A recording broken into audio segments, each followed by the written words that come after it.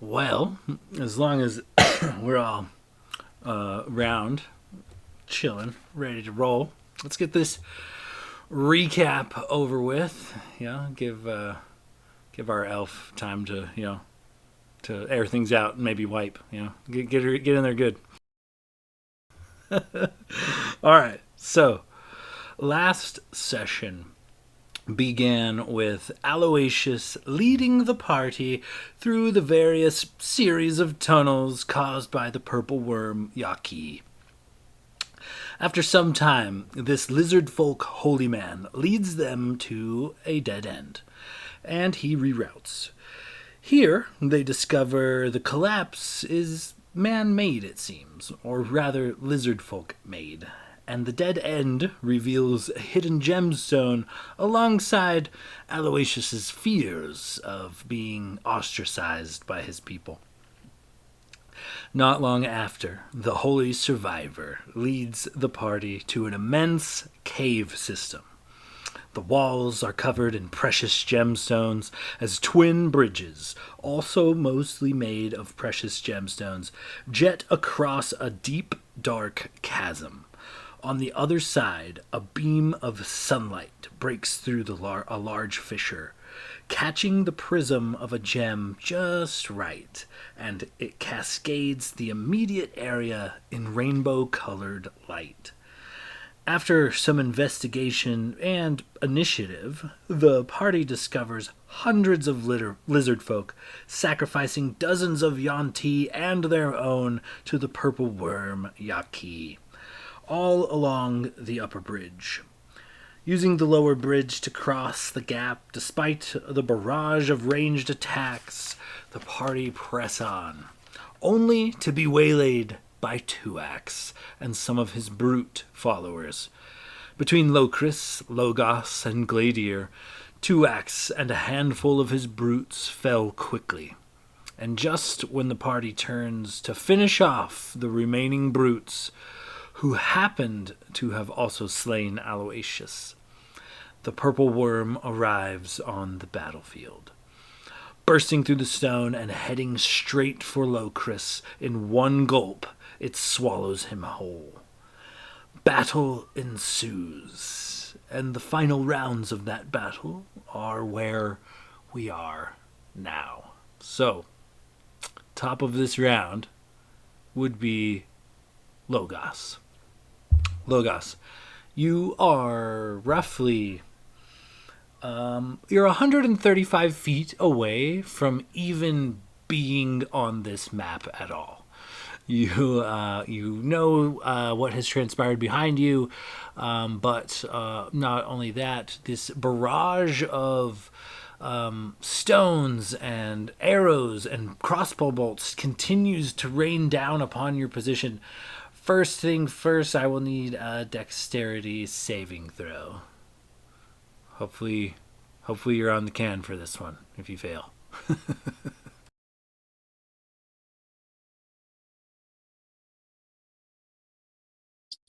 All right, dex save coming up.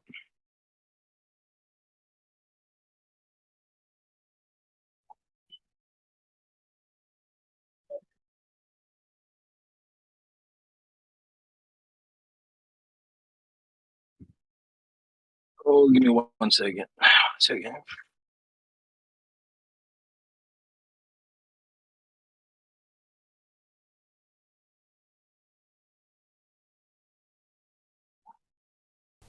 Gladier, you're going to be up next in initiative, just so you're aware. Alrighty.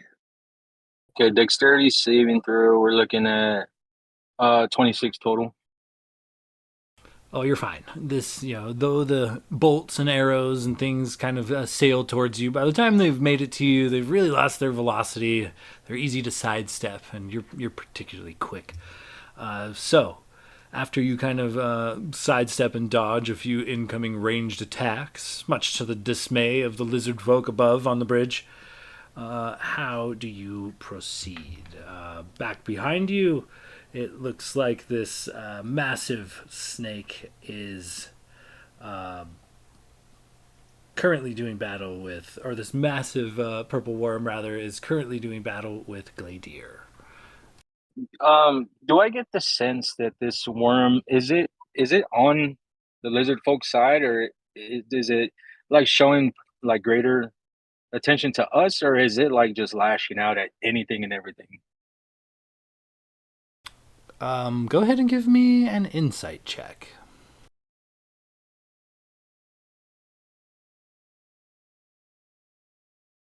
We're looking at 18 total. With an 18, it doesn't appear to have sides, but like when it first entered the room, it was, though it was kind of impressive, it was also a little more mellow, but essentially it began feeding. It wasn't until it was attacked that this barb kind of came out of the tail end of it, a stinger, if you will, and then it started acting aggressive, roaring, stomping, and attacking versus just simply feeding, like eating stuff. So it does appear to currently be, very bestial type of creature, but it is angry and it is, in the midst of defending its territory and claiming its lunch. It definitely got like a bestial mentality to it.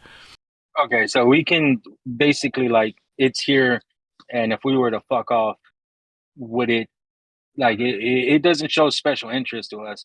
It just doesn't like that we're here, basically, right? In a sense, it seems to be showing special interest in Gladier for sure. Yep. Hmm. Okay. Uh, shoot. Well, in that case, hmm, I am going to use my action to do my rope trick. I'm gonna throw the circle. I'm gonna throw my rope up and create the circle in the roof, and kind of like hold the rope down and like wait for like hopefully Gladier can make it here. And for my bonus action, I'm gonna drink a potion of heat. All It's gonna right. it's gonna be a greater potion. For bonus action, I have to roll out, right? That's what we said. Correct.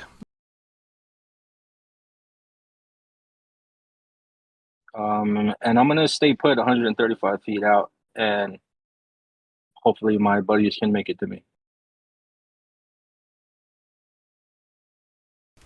All right. Moving on down. Two Axe, still super dead. And on the other side of dead Two Axe, Gladier. You currently are staring into the face of this purple worm with its stinger lingering just next to you. You have its full attention. Okay.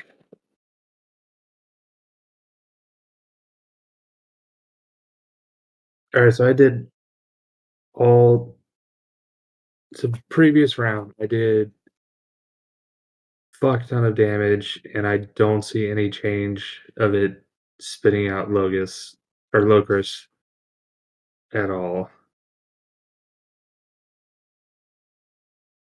Oh god.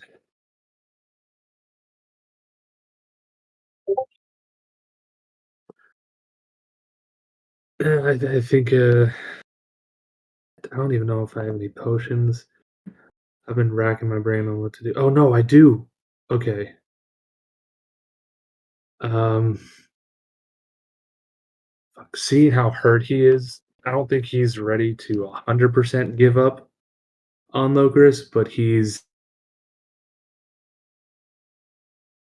definitely needs to take a take a step back and reassess the situation and not die.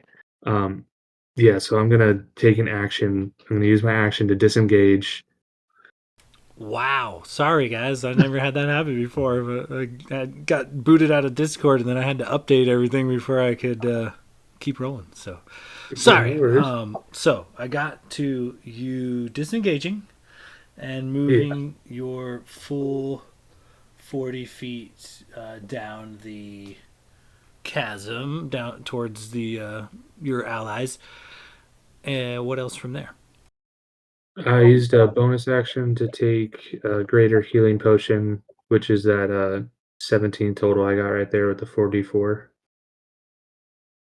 Excellent. All right. And that's my turn. Action, bonus action, movement.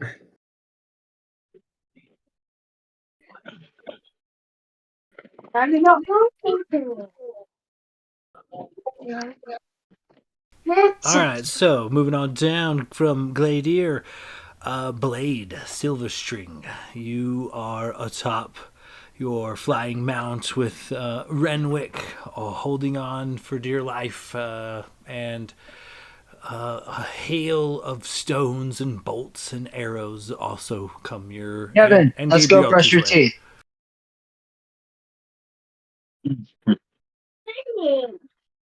Okay, so Now it's time to get ready for bed.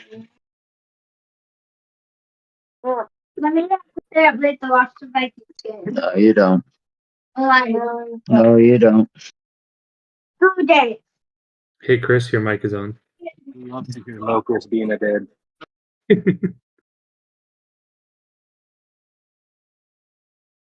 okay, so I need some deck saves, right? Yes, For for you myself and yourself and Gabriel. correct. Okay. Okay.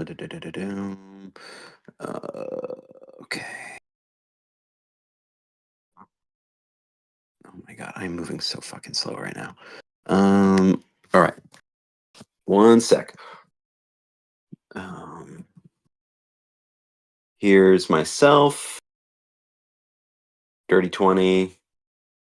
And Gabrielter.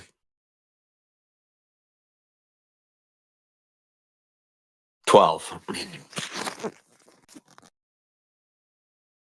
Oof. Gabrielter.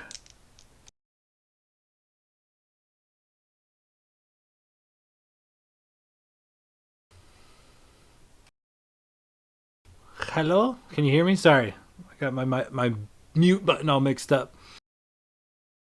I can hear you. Okay. 4 total damage for Gabrielter as a stone comes and pelts it as you fly by. Oh, that could have been way worse, I feel. Okay. So, question for you as I try to figure out my turn here. As I'm flying on Gabrielter, can Gabrielter dash as an action? I mean, I would assume so, unless the stat block says something otherwise, but I would assume it has the same action economy as you.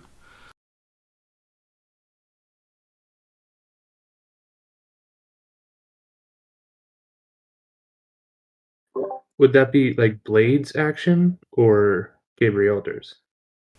I mean, I think it's technically supposed to have its own initiative and things, but I just let it go on Blade's turn because it's easier for me to keep track of things. So, I mean, I think it would have its own action economy for sure.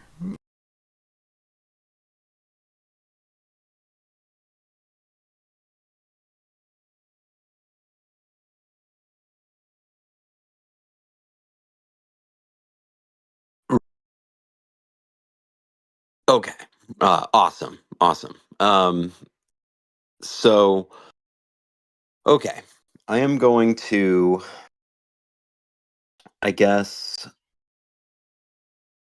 kind of, I'm going to use all of, well, I guess, can I just because we basically Gabrielter goes right after me in order. So can I just kind of like say we use his movement and then I Polymorph only lasts a minute, so you're going to probably need that entire minute to get across the bridge, unfortunately. An hour. Is it an hour? I thought it was a minute for polymorph. No, polymorph's an hour. Oh, 1 okay. hour? That could work then. Take your time. Wait, Sean's back. Everyone, shut up. I'm back. Sorry, guys. I don't know what's going on, but I've been booted from Discord twice. I don't know if it's just a bad connection or what. It's kind of random. Okay, Blade, back to you not dying. So, you want to, like, standard action dash and, like, bonus. I mean, so Yeah. also use so, your movement for Gabrielter is what I'm saying. Yeah. So I just wanted to see if it was cool with you. I mean, since I would imagine, kind of like you said, that Gabrielter would have his own action economy. So if I could have Gabrielter fly his full movement, like 90 feet of flying, and then dash after that for his action to get 180 feet back. When you say back, do you mean towards the light at the end of the chasm or back to the giant worm? Unfortunately, to the giant worm. Yeah, you are currently, like I said, 170 feet away from your actual position on the map. So 180 would just put you 10 feet closer, but that still puts you, I don't know, roughly 30, 40 feet from the snake. Or the purple worm, rather. Okay. So, I guess with that, now, which way? So, Gladier, which way did you go? You went back towards Logos, but Logos was he on the other side, like towards where we came from? Yeah, Logus was like on the side, like leaving the way out. So like, you guys are both, you and Logus and Redwick are all on the side that's like closer to the way out of here. And I started darting in that direction. Okay.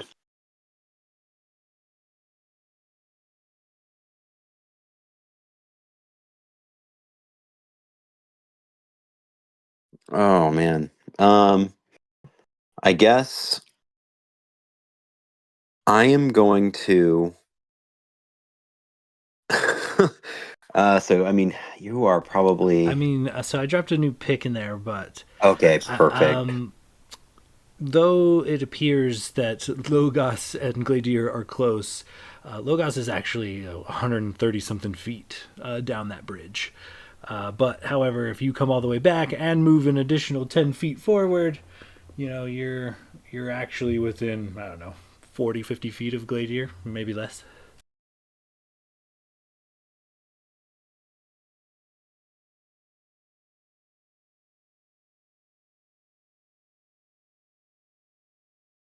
25 feet puts you, or 30 feet on the money puts you at Gladier. So you're exactly 30 feet away from Gladier up on this bridge.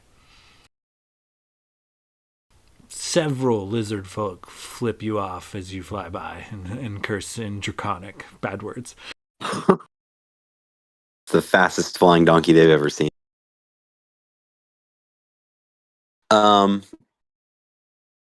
am going to reach out my arm and yell to Gladier, don't fight it. You have to trust me. And I'm going to cast Polymorph on Gladier. Oh, snap. What are you polymorphing Gladier into? What does he need from you?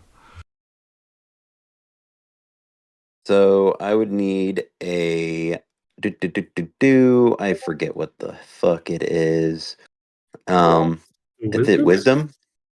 Yeah. I think. Well, I think It you would could be, use but he's it. not an unwilling creature. Yeah, if I heard Blade say those things, and Logus has used this spell on me before, so I feel like I might recognize the effects, I would just let it. Honestly, Blade saying that alone, I would just let whatever he's doing happen. You're not the Alright, first perfect. person to have said that about Silverstring. I probably won't be the last either. you guys.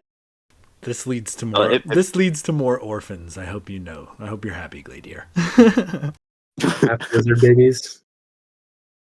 Playing the loot. Yeah. Running Okay. around. So if you willingly fail, then yeah, the spell effects take effect. What do you transform Gladier into? Oh man. I am going to turn him into a cute little. I don't know. I guess owl? A big owl. Let's see.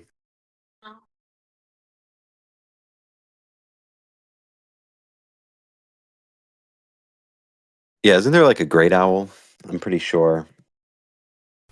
Yeah, there's great owl. There's a dire owl. There's several, I think, versions.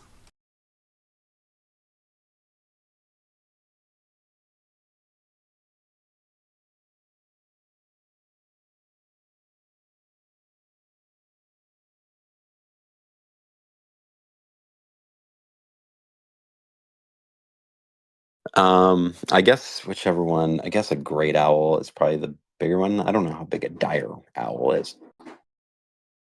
Fucking an albatross. Can I turn him into an albatross? Absolutely. Perfect.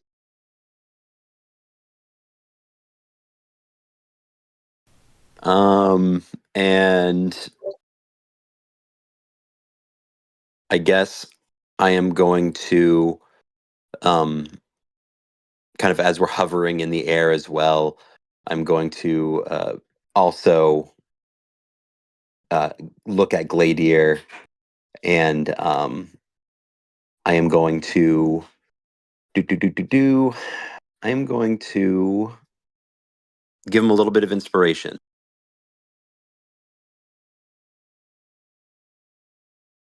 All right, so you turn him into a pretty decent sized albatross, plus size albatross for sure. And how does your inspiration come along? Is it a poem, a power word, a duet? It's gonna be kind of like maybe like a duet of some sort. Maybe I'll be kind of waiting for Gladier to caw back. I'll be like, Gladier, Gladier, your wings so wide. Your wings must have at least 9 feet wingspan, enough to carry someone if you need. And then yeah, I'll kind of twiddle around on the concertina a little bit for him. Nice, very nice. All right. So any was that bonus action and action, or That was bonus action. do you want to Action. dismount or anything? Tell me no movement. No movement for myself. I'm going to just kind of stay steady on Gabrielter there.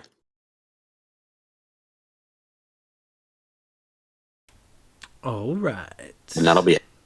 Well, moving on down from Blade is Locris. Locris, last time I had you start your turn, I had you start it with acid damage, but it comes to find out that actually happens on Yaki's turn, not yours. So, though you are covered in this burning acid and constricted in this creature's esophagus/stomach, you're not sure. Tell me how you kind of proceed from here. Feeling a sense of desperation and not knowing what else to do, Chris is going to reach grab out a spell scroll and cast banishment on something I can see, which is going to be this giant worm, because that's all I can fucking see. DC 17 charisma. Oof, charisma is not great for this creature. I think I literally have to roll a 20, which I did not.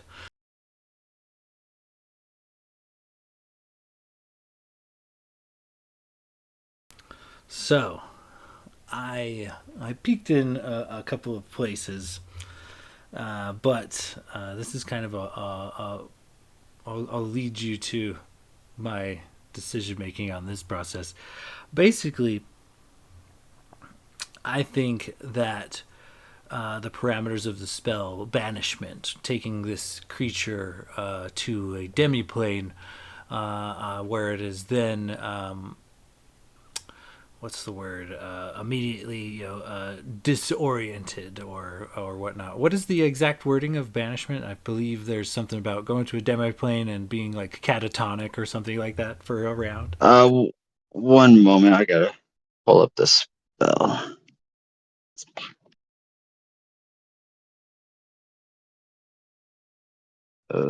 Banishment. Attempt to send one creature that you can see within range to another plane of existence. While there, the target is incapacitated and remains there until the spell ends. At which place it reappears in the space it left or in the nearest unoccupied space if that space is occupied. Okay. So it's not disoriented, it's just incapacitated because it That's can't right. really, you can't move in open space basically. Yeah, incapacitated was the word I was looking for. I couldn't quite pull it forth. But yeah, so with the creature incapacitated, I'm going to say that at this point, as you kind of like shift this thing, though you would be inside of this creature, I think that it would be similar situation if, say, you somehow managed to swallow like a whole grilled cheese sandwich, like whole, and that grilled cheese sandwich didn't like that and cast banishment on you from your insides. I think you and the grilled cheese sandwich are going for a ride, because technically at this point you're kind of inside of it, but also part of it in a way that it's more like you're just undigested nutrients.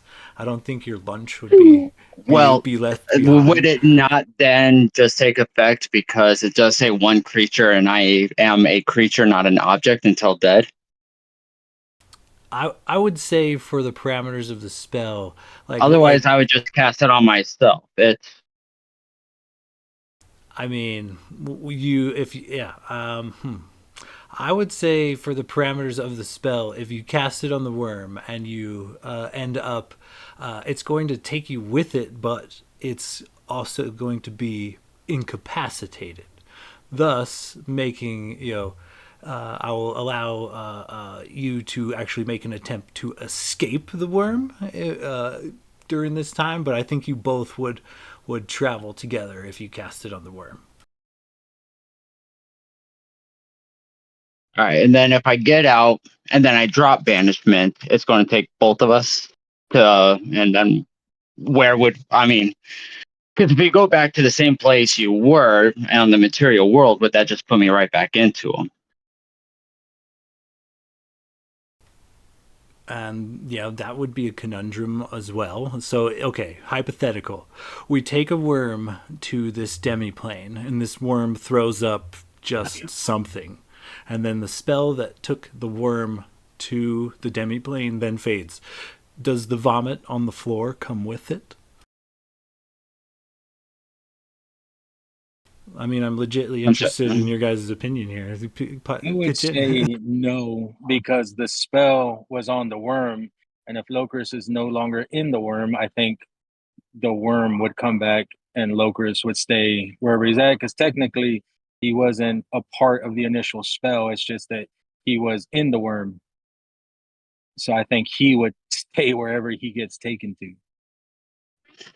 And I think that's why, in different groups, they were saying, well, it's one creature, therefore this, and you have to be a willing creature with dimension door to pass through. I can't just grab a unwilling creature and pull it, because then the teleportation doesn't work.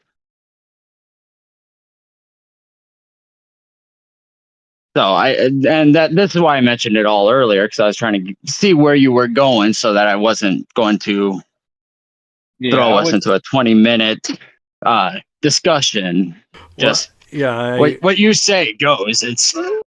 I looked around, but honestly, I was like, well, to be honest, I could be persuaded either way. I just kind of read it all and took a stance on it, and I would assume the spell transports one creature's worth of organic matter, and if you happen to be in organic matter inside of organic matter, you're kind of just like along for the ride. All right, then I banished myself and fuck the worm.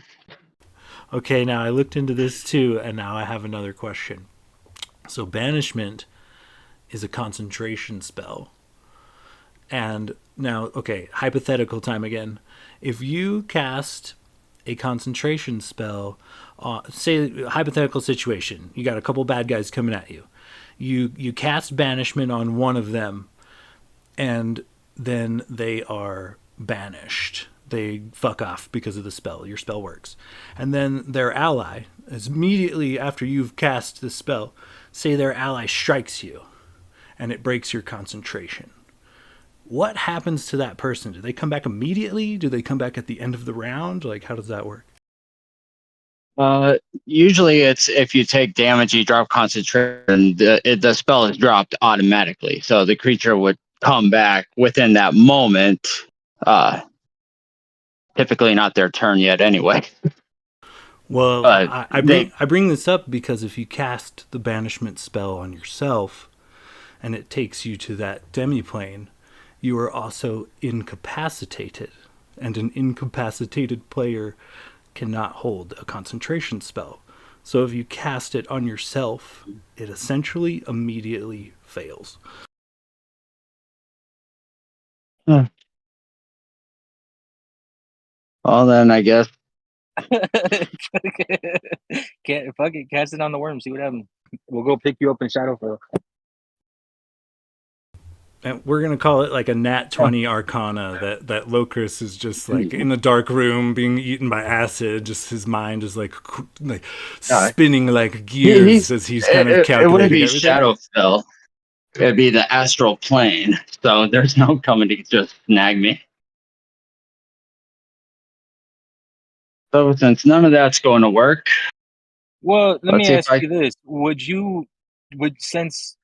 you come back inside the stomach, or would you like pop out like on top of the worm where because couldn't it be like is it not supposed to be in a closed space or something like that?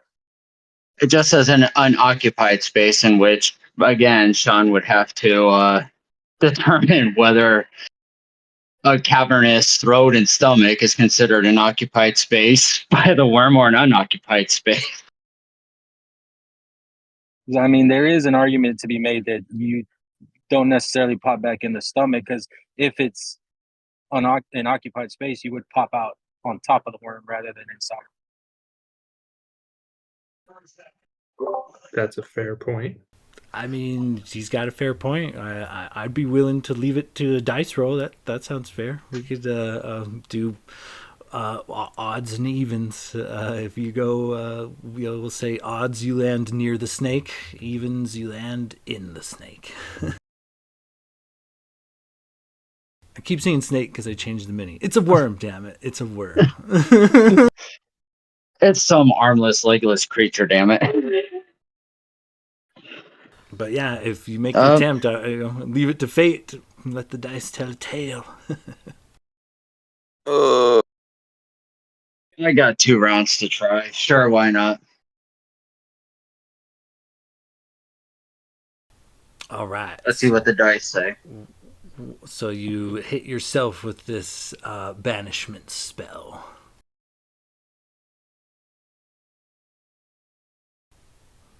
Is it a scroll or are you burning a spell slot? It's a scroll. Warlocks don't get banishment, I don't think. Or at least I don't have it. Oh, I didn't have your spell list pulled up. I haven't looked at it in a bit. I'm sure you've got some doozies I should probably know about.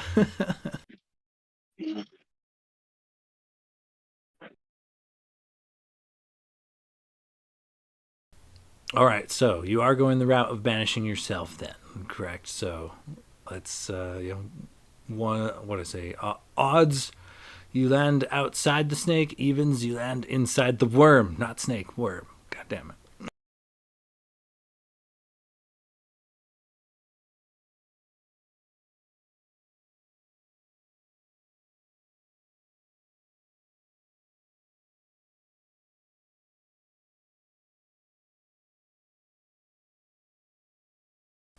Right, yeah.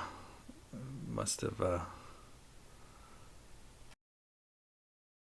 I'm stressed as well. Did we lose Locris, or am I just muted again? No. I saw. That ends my turn. Oh, I didn't get the. Oh, Oh, did you roll it? I thought he did. He said worm. no, I was being. I was gonna let you roll it. I'm not gonna roll it. You're gonna roll Oh. it. I figured you'd roll it in chat. I was waiting for you. All right, so am I rolling a 20 or a 100 or a 2? Does it matter? It's odds or evens. You call. I mean, don't roll like a 137 or something shit. You know, you keep it even.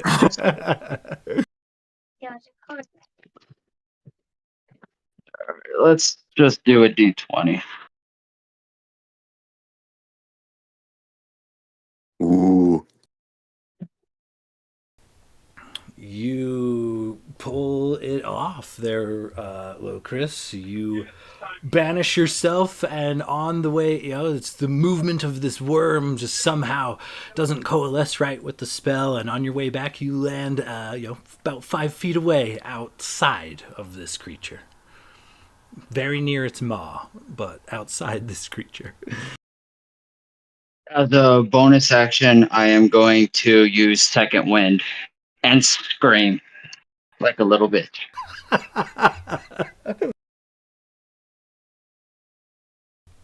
All right. Well, that was interesting. That took a while, but there was some philosophizing that had to be done. So, Locris, moving on down. Renwick, you are currently riding this majestic stallion behind a blade silver string. What do you do in this moment?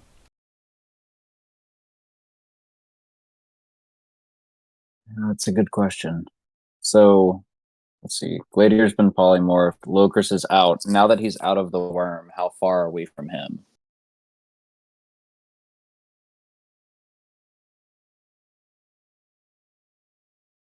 Let's see. 30, 35, 40, 45. 50 feet on the money. Okay. Now, theoretically, if I am to throw him a rope to grab onto that is 50 foot long, can Gabrielter pull him? I mean, depends on Gabrielter's strength score, I guess. Does the Pegasus stat block have like a weight limit there, Blade? Or even just like a strength attribute would do if if it doesn't have a weight limit. So it doesn't have a weight limit that I see, but there is a strength score of +4 for 18.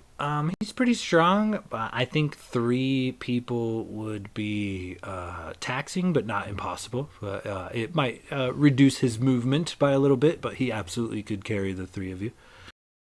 Be 2.5, right? I mean, Renwick doesn't miss a meal, but you're right. You're not wrong. I am considered a small creature, I believe. Yeah, I guess Locris is pretty lean, but I would think it would be uncomfortable at the least. But yeah, just a slight a slight movement penalty. Not halved. I'd say like 10 feet. Okay. Then I am going to bonus action summon another tentacle. Let's see here. I've got 60 feet of range on that. Wait, So, speaking of ranged, a fuck ton of rocks and javelins come flying your yes. way. Go ahead and give me a dexterity saving throw. That is a nat 20 for a 31. Oh, perfect. Yeah. Well, you just continue to sit comfortably behind Blade, in relative safety. So I'm gonna bonus action summon a tentacle. I guess a distance away from Locris, where I can hit the worm. So it's kind of like trying to distract him, and then take a swing at the worm for 14. Fails to penetrate the hide, just kind of bangs off a large scale. And then I'll use my action to throw down a rope for him. Since we're in range. Hopefully on Blade's turn he can haul ass.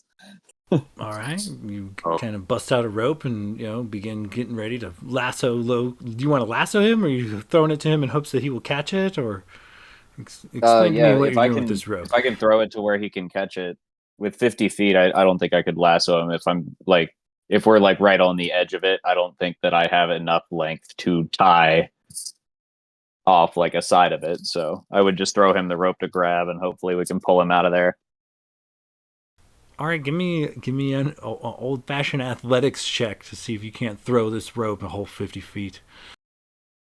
Would you accept a dexterity check?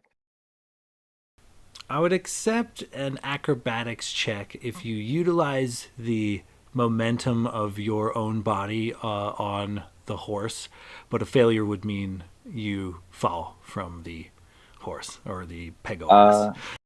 I will take that wager, sir. Okay. Okay. Jesus. Acrobatics it is. What's my target here? I'm going to say 15. 15? Okay. So just can't roll a 1 or a 2. Oh, man. And that's a fucking nat 20 for 33. Very it's nice. Back-to-back nat 20s. Holy shit. So you kind of like tie this rope off and do like a smooth like Tarzan swan dive that uses your momentum as you like kind of gain speed, wrapping this rope around Gabrielter, and you kind of reverse the momentum and utilize it to heave this fucking rope just like bullet pass straight towards Locris. And I can't really utilize my movement, so I'll just pat Gabrielter on the ass and just be like, "Get us out of here, boy." All right. So, moving on down. Let's say Locris, just out of the blue, go ahead and give me a dexterity saving throw. This is not involving the hail of stones that comes down, but honestly, you are so close to Yaki. The lizard folk around are just cheering and eagerly awaiting and anticipating your death. They would not strike you while you were in combat with their gods, so you don't have to worry about that. But give me a dexterity saving throw anyways.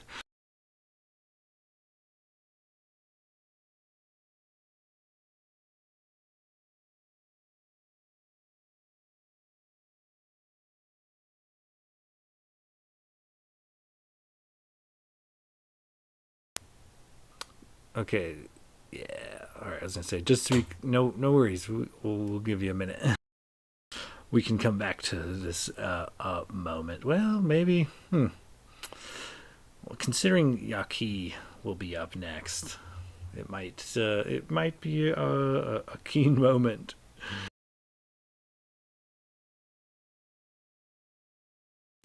Too bad you didn't fasten like a barbed hook or something on the end of that, or like a a javelin or something.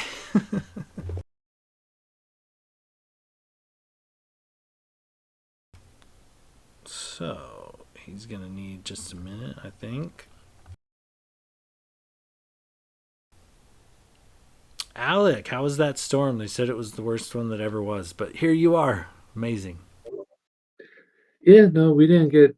Luckily, we were just hit by the outskirts of it. So yeah, we got a lot of heavy rain and lots of wind, but yeah, we got through all right. Yeah,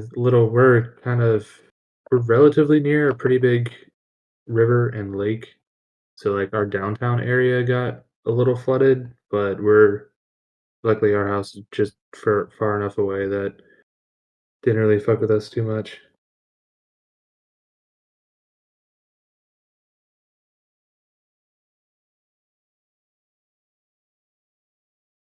Well, that's good. That's good. Yeah.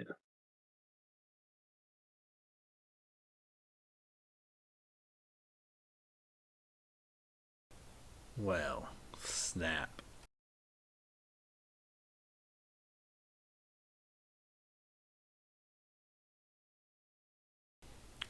What are you guys drinking this evening? Anything particular? You brewers got something a brewing that's fantabulous over yonder, or what?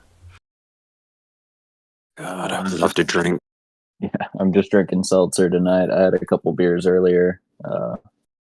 I've been working on a black IPA and then a coffee porter and a tiny pour of a raspberry porter earlier. But no, sticking to seltzer. I figure if somebody kicks the bucket, I'm gonna bust into a bottle of really nice sentimental whiskey that I've been nursing for like 5 years.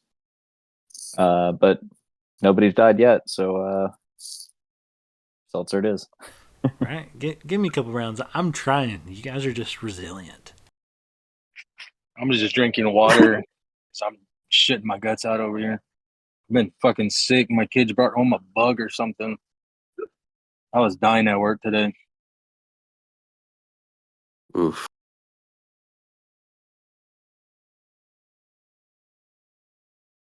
And I'm holding off on the alcohol because I plan to get lit on Saturday. So be ready for the love you guys messages Saturday about 2 a.m. Ooh, can't wait. Oh, I'll be waiting.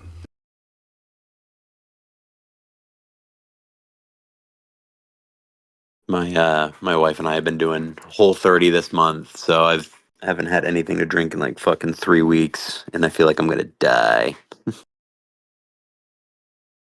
What does that mean? Whole30. What is that?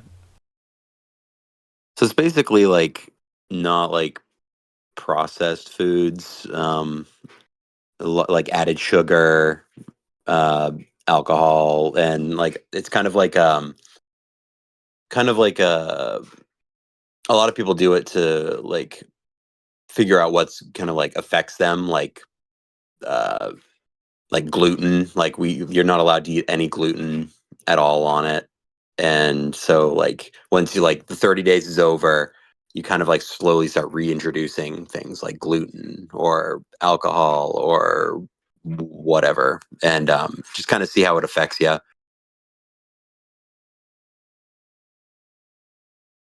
Damn. That's intense. I don't know. It's It sounds like a lot. I don't know. I'd give it a shot though. As me and the old lady were just talking about being more health conscious and stuff. We've thrown around, maybe getting new gym memberships or like, maybe like what is it, like meal prepping? Yeah, trying to stay healthy so I can live a long time. Be a pain in people's ass for several more years. give you more opportunities to try to kill us. Yeah, that too. That too. It will probably work one day. Maybe. I don't know. Yeah, it's been good. I feel really good, but it's kind of tough. Like it's just like there are just nights where I'm just like, man, I would fucking love a beer. Like tonight. But it's all right. About a week and I'm done with it. So I'll be Is it happy. worth it though? Did you like detox or something, or you feel like more energy or something? I heard people sleep better when they do that. Drink the beer. Drink the beer. No, I definitely feel better. You hit kind of like a it's kind of weird. Like the first like week, you almost kind of get like hangover symptoms from like not having like all the added sugar or alcohol. It's kind of weird. Like for like 3 days after we started, I had like massive headaches, and then it just kind of went away. And then kind of like about like week and a half, like 2 weeks in, they you kind of start feeling the effects of everything. You feel a lot better. Like I'm way more awake, and like in the morning when I wake up and go to work, I'm just like with it, which I'm normally not. Um, but just kind of aware. It's nice. It's definitely good. Definitely a lot more energy. Been doing a bit of running, and that's helped with it.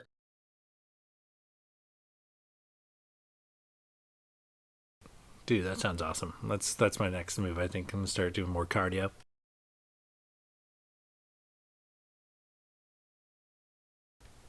Hello, Chris. Did we buy you enough time? Maybe not. I think his kids were asking him too many questions, so he had to put him to bed. Oh, What do you need? A deck save from you.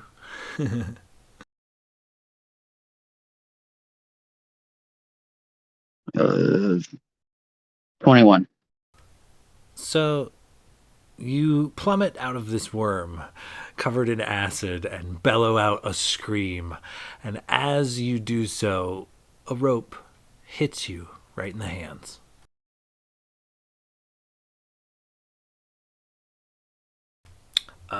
That being said, moving on down, it is going to be Yaki. And unfortunately, Locris, you're really the only target there. So, 17 plus 14 ends up being a lot. 31 to hit. Yeah, just a little bit. So as this thing kind of like regurgitates you, it takes a swipe with its stinger and lays into you. Damn, I rolled pretty good on that. That's going to be 10 plus 9 becomes 19 piercing damage as this stinger strikes you. And I need a constitution saving throw versus poison.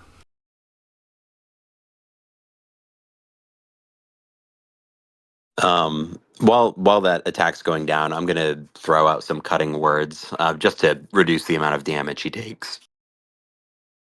16 on the Constitution. You take a total of 56 poison damage from the sting, reduced by how much, Blade?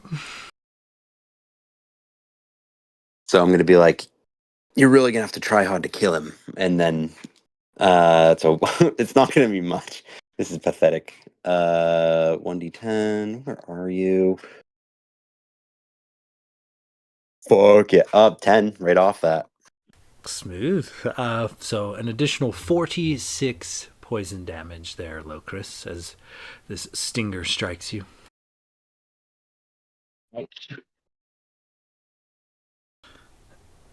And second attack. Another 17 on the die. This maw comes in hot and heavy, Locris, and it goes to consume you once more. Go ahead and give me a dexterity saving throw.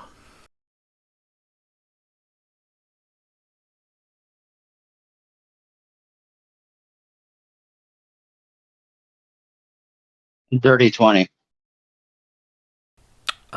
You kind of push off of this beast as it closes its maw in and around you. I don't have enough d6, so I'm gonna roll this in chat too. Let me double check that. Yeah. If it's more than 5 at a minimum, I'm unconscious. Well, it gets a +8, so we'll just say you're unconscious then. You take half of 36, which would be, 15, 18. But you do manage to throw yourself out of this beast's maw as it takes a chomp at you. Though it takes you down, it does not swallow you.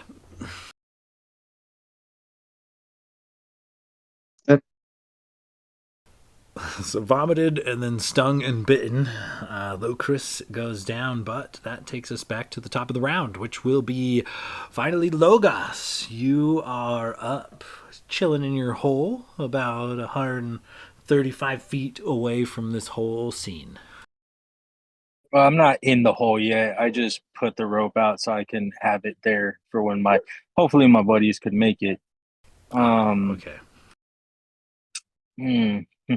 Okay. Interesting. So what is the distance, would you say, that I could potentially try to flick a good berry into Locris's unconscious mouth? I would say your dex mod times 10, probably. I do have a range of 600 feet with my bow at disadvantage. So could I potentially like try to shoot it into his mouth? I'm going to say at this distance, Locris's mouth has full cover. Okay. Also, I forgot to mention, there are still, like, these lizard folk around this giant creature. Immediately, they go fervent. You know, like, this creature's around doing its thing, and they drop their weapons, drop to their knees, and start, like, praying and praising and thanking this thing. So none of the lizard folk in and around this creature seem to be hostile, at least right now. Okay. How much movement would I need to get within 60 feet of Locris's unconscious body? A lot. You need 135 feet of movement just to get back on this map. And then you are still 5, 10, 15, 20, 25, 30, 35, 40, 45, 50, 55, 60, 65, 70. And you're still 80 feet away at that point. So you're a little over 200 feet away. Okay.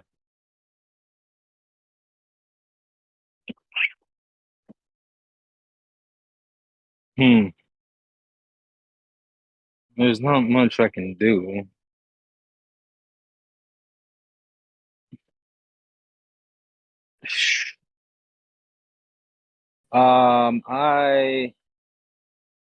You know what?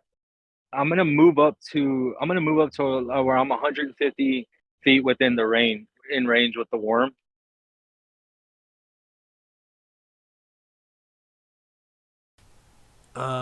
So let's see here. You're about 80 feet away, 150 feet. You would need to shave.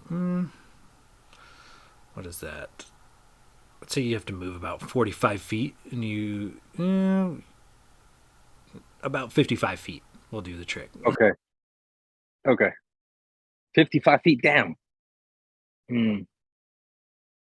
All right. Well, I'm gonna make this at with disadvantage, and if that's the case, then I wouldn't have moved in the first place. If I wouldn't be able to make it in one movement, I'm just gonna take the shot at disadvantage. And what I want to do is I want to try to shoot the worm like on the backside, so where it could potentially think that the lizards are the ones that shot it.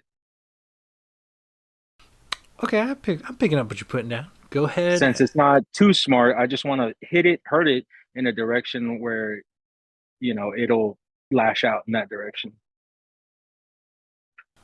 Okay. Go ahead and give me some attack rolls, and along with that, we'll call it an insight check. Okay, I'll roll insight first.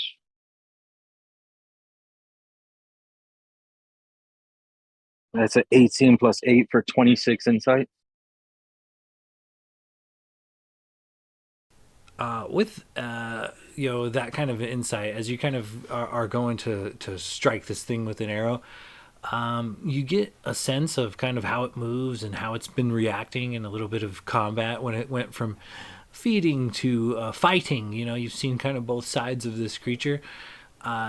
You're pretty confident that it can't really. It doesn't have. You don't see any eyes. You see feelers, but this creature, has a limited field of vision. If you're not entirely sure he can even see the lizard folk. But we do know that he'll focus where he's getting hurt from, like he did with Gladier, though, right?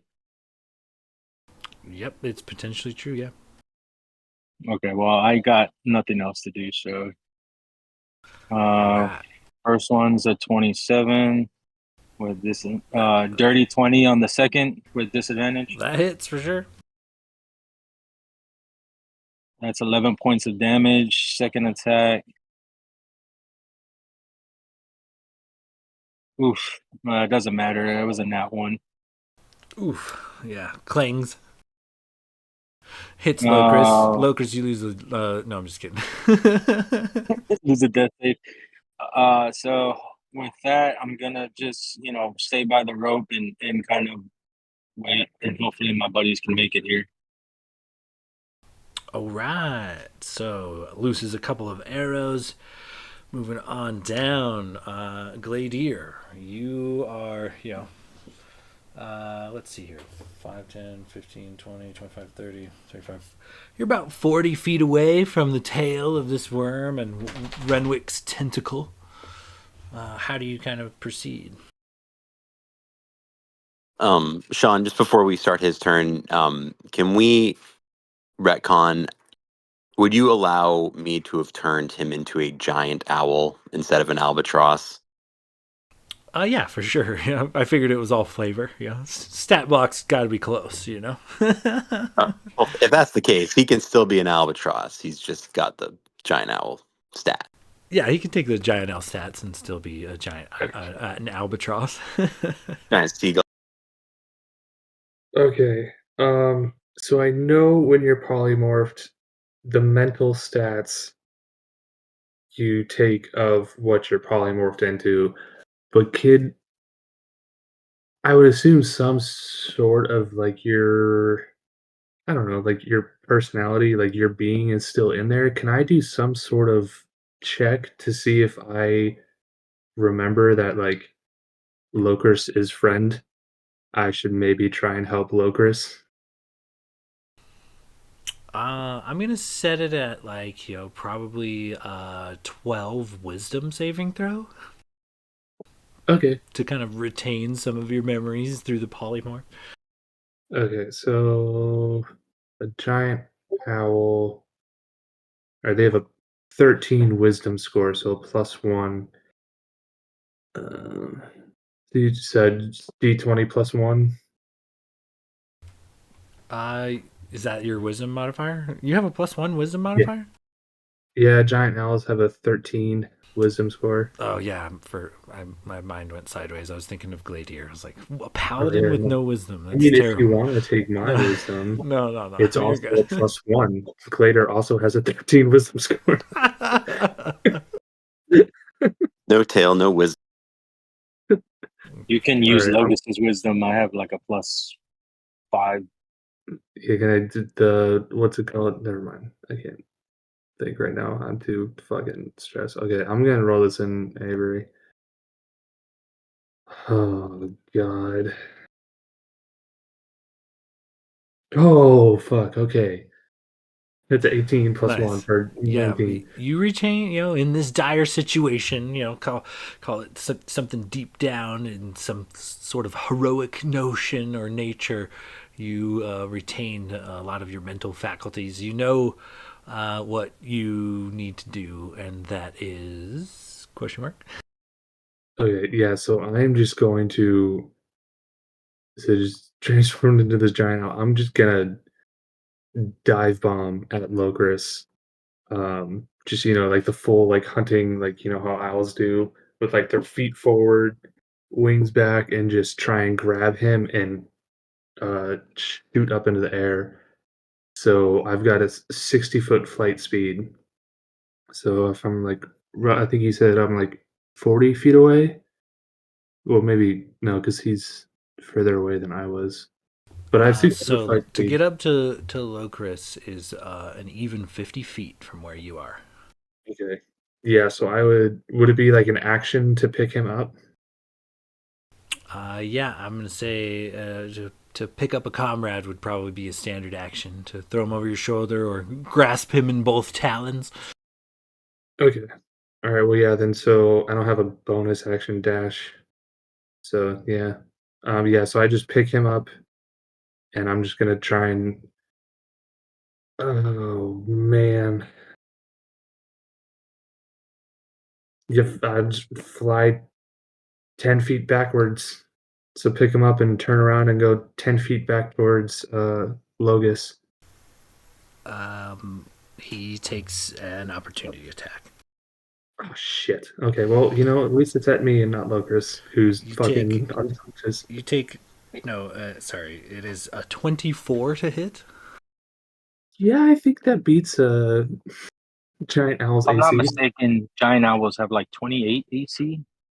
I'm pretty sure it's like 45, but it's I mean, they fine. are a great owl. Didn't you say you polymorphed him into an armor-studded owl or something like that? You know what?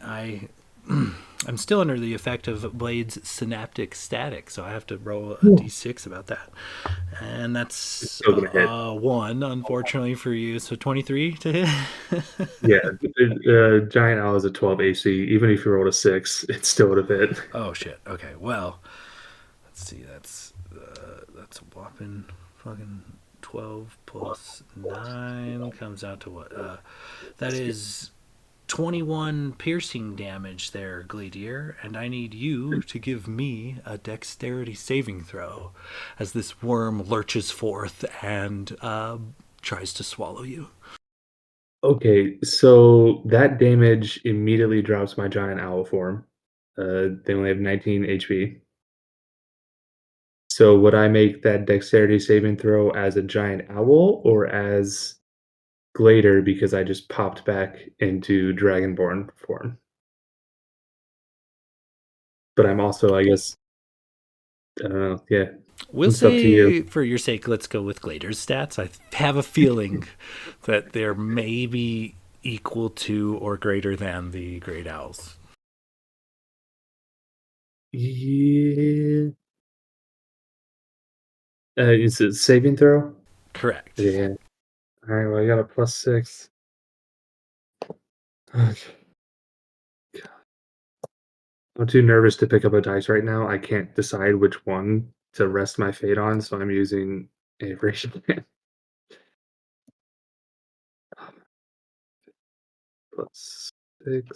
right? Yeah, dexterity save +6. 14. Unfortunately, you're gonna have to. Oh. It does not quite meet the dexterity save. You're inspired.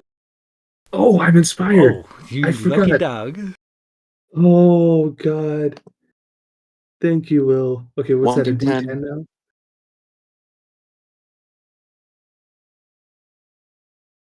Jesus Christ, is that 16?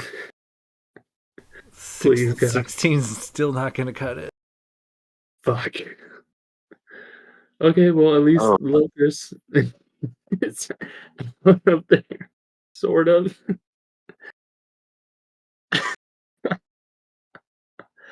And you said how much Sorry, was that total damage before? You said it was 21?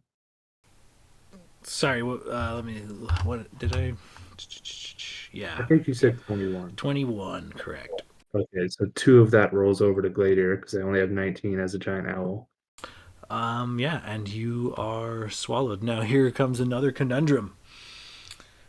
When you drop owl form, do you think you drop Locris, or do you go from were you trying to shoulder him as you were traveling, even though you drop owl form, or are you going to let him fall to the ground?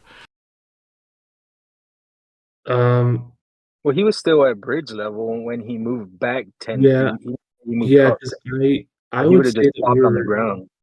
yeah, I would say that we were because I had 60 feet of movement. It took me 50 feet to get there, and I would have to pick him up at ground level, and then I wanted to use all of my all movement possible to move as far away from this thing as I could.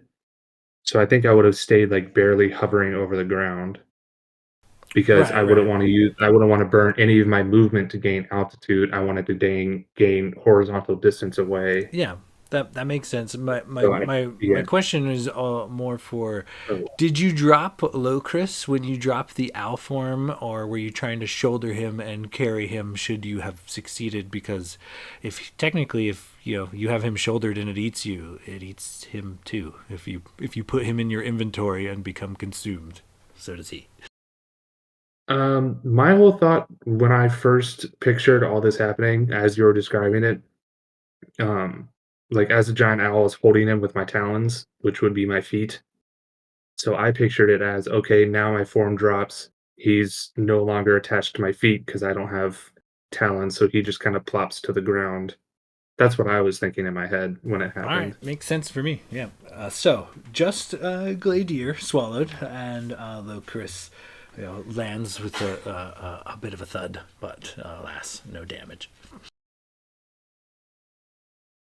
Okay, well, guys, Locris is 10 feet closer to you. So moving on down from let's see, Gladier here. Blade. Wait, Oh wait, go ahead. technically I didn't use a bonus action. Oh, Oh wait, no, I ended my turn and then it was no, because he took an opportunity attack. Could I still use a correct. bonus action? Absolutely. Take another like as I get swallowed, be like, well, this fucking sucks. Pull out a potion and take it. Yeah, for sure. Go. I've got one left. Oh god. Okay, so yeah, I'll use my last greater healing potion. 44 plus 4. 44 plus 4. All right, another 16 points. All Very right, nice. now that's everything. Okay, moving on down from Blade. Moving on down from Gladiator to Blade. You are hoovering, and once again, more curse words, more stones, more various projectiles. Go ahead and give me a couple of dexterity saving throws.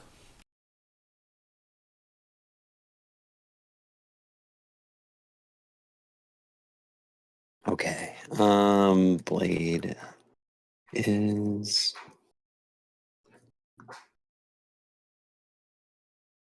hell yeah, 31 for Blade. And Gabrielder.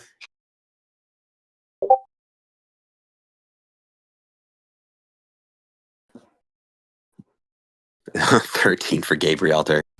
Damn. Gabrielter takes an additional 7 damage as several stones pelt the majestic beast. But aside from that, as this incoming volley washes over you, what do you do from here?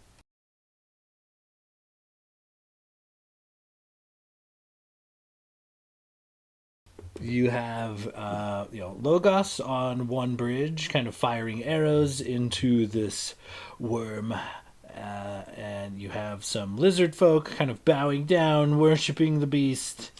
It has just now swallowed Gladier, but a Locris lays unconscious next to this creature's maw.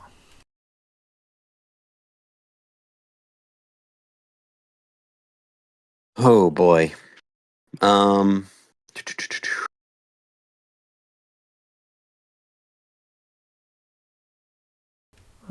You're kind of You're hard to see in this map. I just slid you guys backwards, so Renwick's actually in front for whatever reason. You're still driving, but Renwick is no longer clinging to behind you. He's riding up front underneath the reins.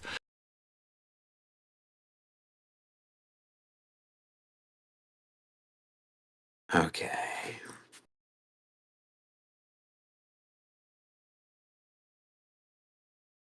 Um Man, there's so much going on here. Sorry, I'm just reading up on a spell just to see if I can do this. Do it.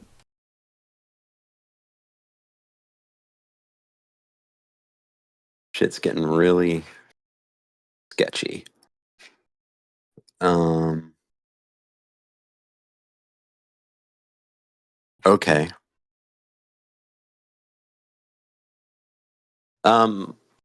So okay, you just sent an updated pick.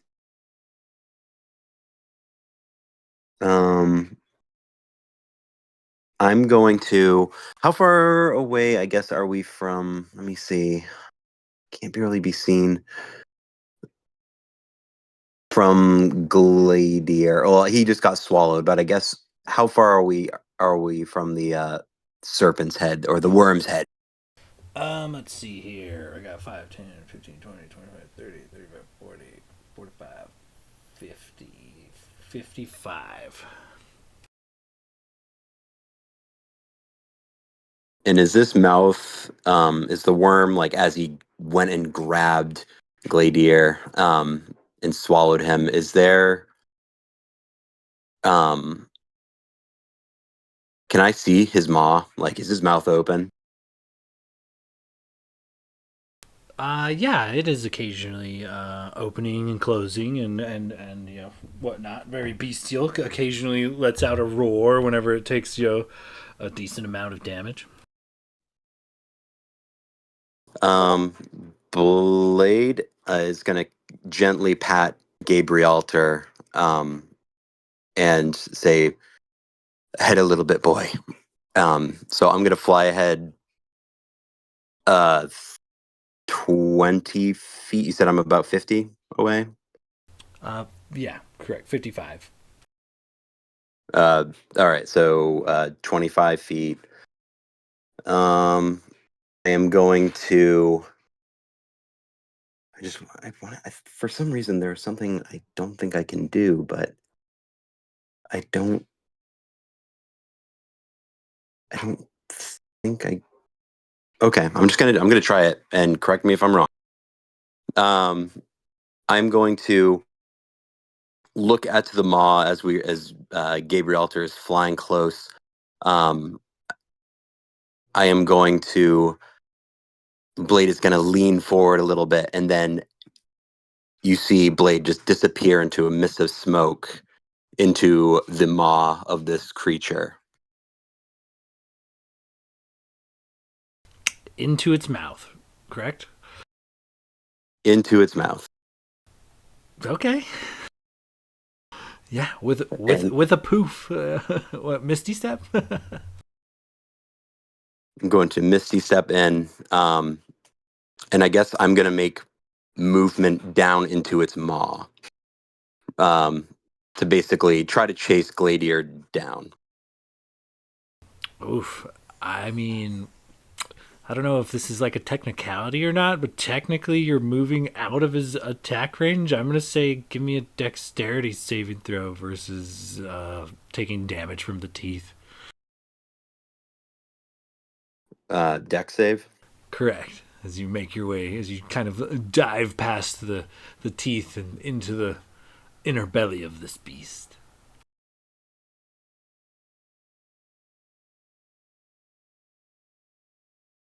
15. Just enough to not take any damage. You dive in, swan dive status, into a sphincter.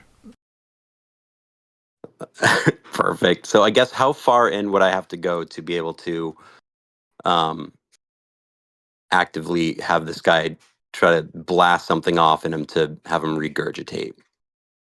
I'd say currently you're probably far enough, just on the other side of being swallowed. Blade is going to just kind of, and he's got his lute strapped to, or his concertina strapped to his back, and he's going to kind of like hold it a little bit, not pull it out, but just kind of hold on to the back of it and stare at the throat of this beast and just be like, "You are not taking my friend today."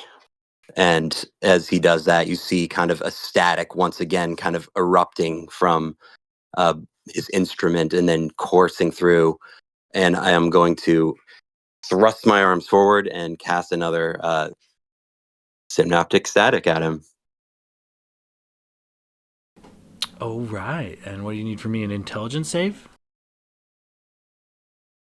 Yeah, an intelligence save. I mean, he's already affected by it, but I'm just going for pure DPS. Well, he fails, so a 10 becomes less.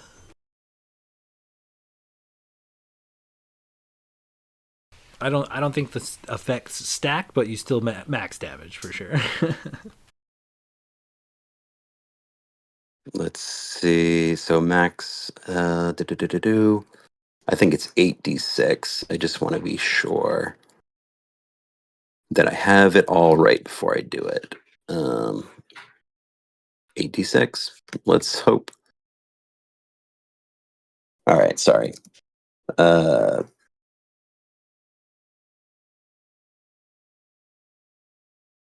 31 points of damage.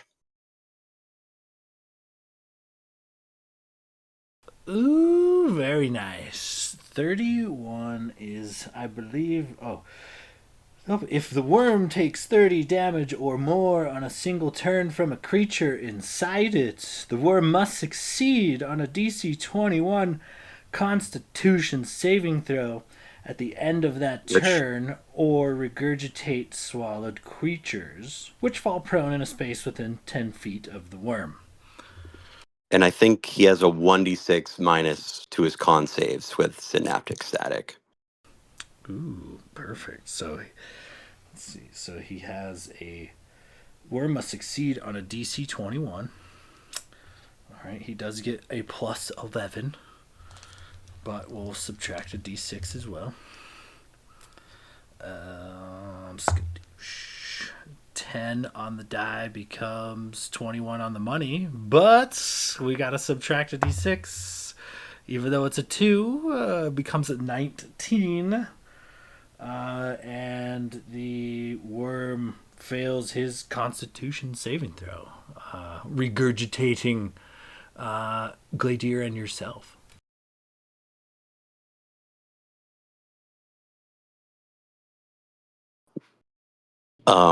Wow, that I am very shocked. Okay. As we are regurgitated back onto the bridge, I guess I used my action, movement, bonus action. If I could have Gabriel Alter kind of I'm gonna have God, this is rough. I'm gonna have Gabriel Alter just come down a little bit, not to us, because I don't want the worm to be like, motherfucker, come after me, and then get him as well. So I'm going to I guess leave Gabriel Alter, maybe bring him down like another 20 feet or 15 feet closer to us. And I think that's going to do it for me.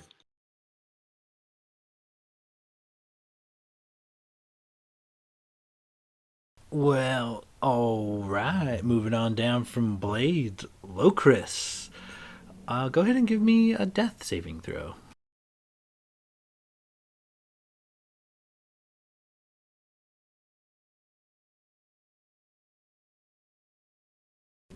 Oh, you pass, but barely. Also, Locris, while you're kind of in this state, go ahead and give me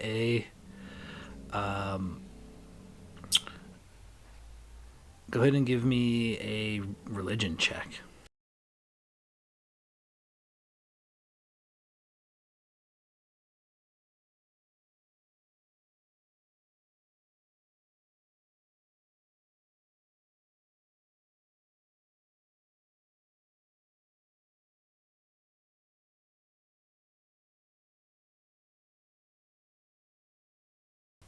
Oh, very nice. Locris, you know, even though you're unconscious, somehow you can hear and smell the Shadowfell. Moving on down from Locris, Renwick. Blade just kind of bamfed out, left you hanging on Gabrielter as Gabrielter draws more near to this purple worm. You're up.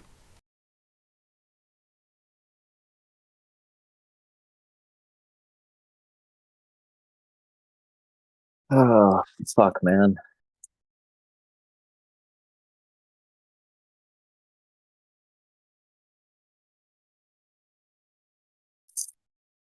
All right, how high off the ground am I? I said he brought Gabrielter down a little bit.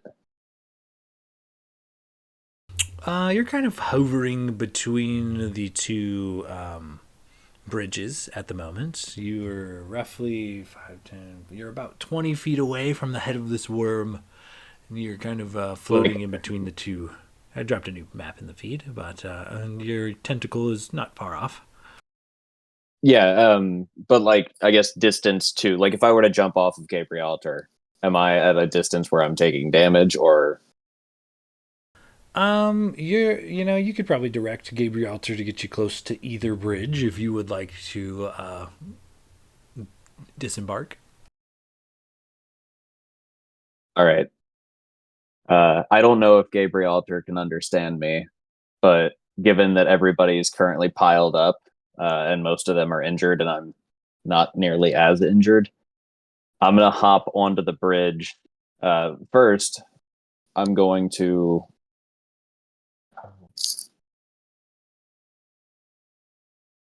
Yep, I'm gonna launch a lightning bolt before I move at the worm, kind of diagonally coming toward, I guess, the bottom of the photo. Which I don't know if this will work or do anything, but theoretically, it would hit two different sections of the worm with 120 or 100 feet in a straight line. Do with that what you will. Yeah, I'll allow it. And that'll be a dexterity saving throw, I believe. Okay, I'll say one dexterity throw for each portion of the worm that the lightning strikes. So at least a couple. Let's see here. Whopping freaking. Let me double check. Nope, that's a actual 7. 9 on the die becomes a 7. 15 on the die becomes a 13. So fails both dex saves. Sick. That's going to be 34 points of damage. To each. Yes. And so on the back of Gabriel, like Blade had just jumped off into the beast, and Renwick looks down. His tentacles sort of like separate on his right hand, and this bolt of lightning just rips out and shoots through the creature. And he gets close to the bridge and hops off next to where his tentacle is, and he's just gonna like whistle to the creature, try to take its attention, and start backing up away from the group, I guess toward the top of the photo, if you will, and just try to put a little distance and draw its gaze. All right. And then bonus action. I think I'm just going to hit it with the tentacle and try to like further draw its gaze. Keep it away from everybody. That's going to be a 17. 17 does not hit, unfortunately. Bashes up against one of the solid scales. Fair enough.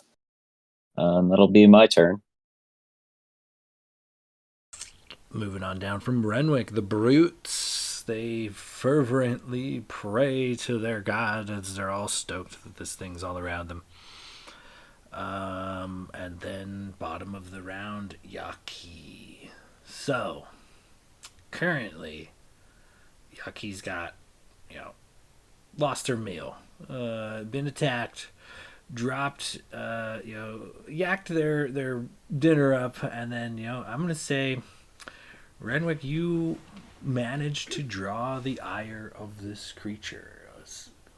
5, 10, 15, 20, 25, 30, 35 feet of movement. Let's see here. 5, 10, 15. Perfect.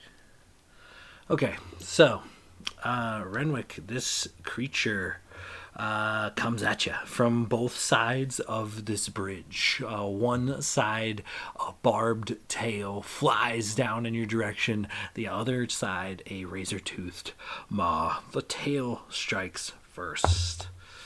Is Renwick anywhere within 5 feet of me, or did he move further away? He moved further away. Logos and I mean Locris and Blade are right next to you on the ground, though. Okay, all right. So with that does become a 25 to hit, Renwick. Is that with disadvantage?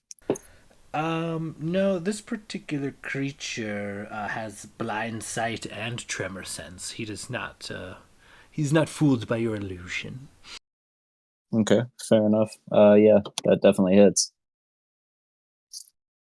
Okay, so let me grab these sixes real quick. Skadoosh. That is 11 plus 9. That's a even 20 piercing damage. And I need a constitution saving throw from you. Is he within 10 feet of me? Still no.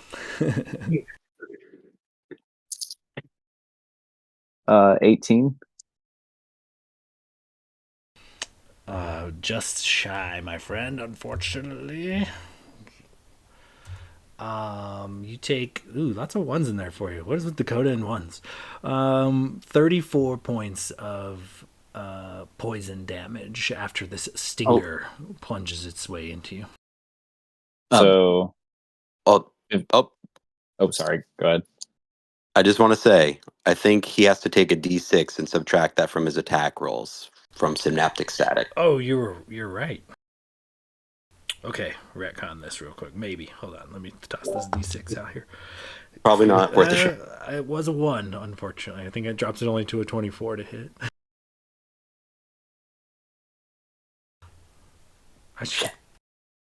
I should let you guys roll those so you guys know I'm not cheating. I should let Renwick roll specifically. But alas, so 34 points of poison damage, and the creature will come in with a bite attack, Renwick. Okay, this one is does come out to a 27, but I will roll this d6. I'll roll it in chat for you if you like. Let's see, 1d6. A 2, so it's still a 25 to hit, Renwick. Yeah. It was gonna hit either way. I don't know what your armor class is. I gave you guys a bunch of cool shit. I haven't got all your shit down yet. I'm gonna do another cutting words at him. All right. See if I can knock us down. And I didn't want to interrupt, Sean, but can I uncanny dodge on that first attack? I would say the piercing, yes, but not the poison. All right, fair enough. Okay, what was that, Blade? Sorry. No problem. I'm just gonna roll it out and chat here. I'm just gonna be like, Noise. you're not gonna get another snack today.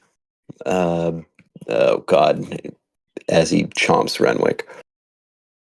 Oh yeah, he's definitely getting another snack today. Fuck. Sorry, my dude. It's all good. All right, so with the bite attack, let's see here, make sure I'm doing this right. Okay, it's actually, I think I might have been, whoops. Let's see here. Sorry, dudes, I'm just going over my notes, making sure I'm not fucking this up.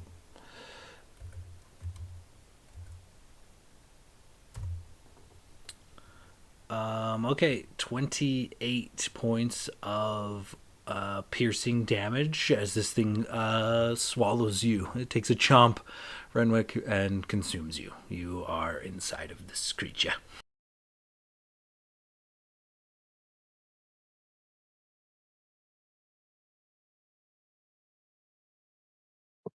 Wait, he got swallowed?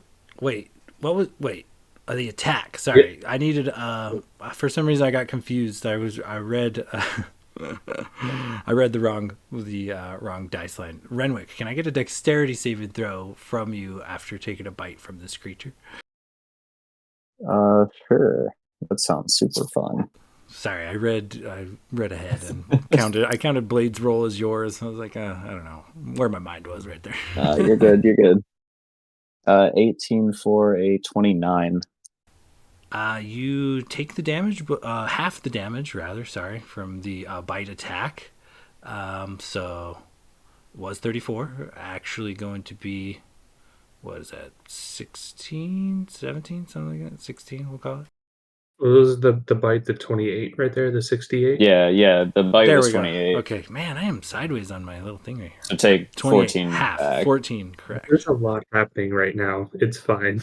It's kind of crazy. Yeah, There's a lot sorry. going on. Getting ahead of myself. Might have hit that herbs a little too hard. So that's it for Yaki. Fucking back to the top of the round. Logos, you are up. You watch this thing swallow or attempt to swallow Renwick. Yeah, Locust will be like, damn, they're really going through it over there, and just kind of stay put by his hole.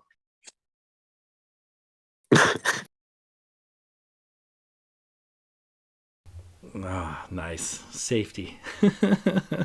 I still have a whole arc to get through, boys. I'm sorry. Man's not even gonna fire some arrows before he climbs in his fucking hole. I'm actually gonna pull the rope up so nobody can follow me in. Whoops, that yeah. wasn't the right one. Here's a new battle map coming in. Skadoosh. I will do close. what I did last time and just fire off some arrows to try to distract this thing. Okay, you are actually far enough away that I also need a dex save as the lizard folk continue to harass you. These little shits, man. It's 13. Not quite. As you kind of get used to the rhythm of bobbing and weaving, you take 9 points of damage as a flat, smooth stone cracks right across the brim of your nose, hard. I'm down. Wait, really? No, I'm just kidding. My ego is down. Like, what the fuck? I thought isn't that your first damage for the night? Man, fool, I was the one who got my ass eaten by the worm in the first place. I'm Oh, that's fucking true. hurt. Yeah, you're already pretty fucked. That worm was all up in my ass, like tongue and everything, dude. Fucked me up. I am going to take my shots at disadvantage on this thing to try to get some of the heat off of him. I'm gonna try to do the same thing and kind of hit it in the back and try to get its attention away from my comrades. All right. You'll give Bro, another nat 1. You fuck. Ouch. All right, the second is a 23 with disadvantage. Ah, yeah. Well played there. That one hits. And that's a 1 on the damage for 10.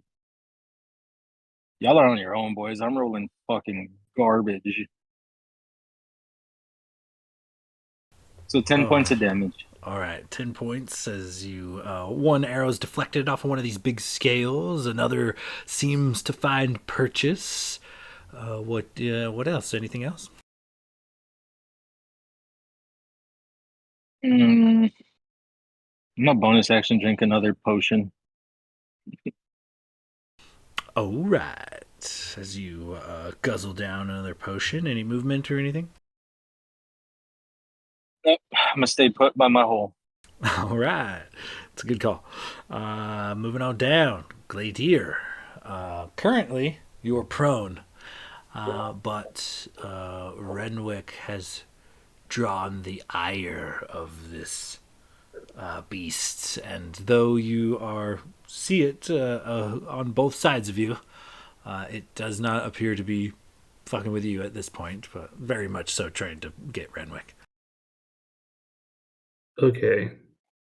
So half my movement to stand up. So I have 20 feet left.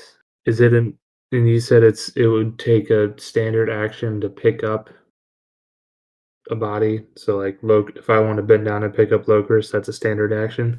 Yeah, if you're gonna grab him and throw him over your shoulder, fireman carry style, Yeah. that's a Yeah, standard that action. makes sense. He's dead weight right now.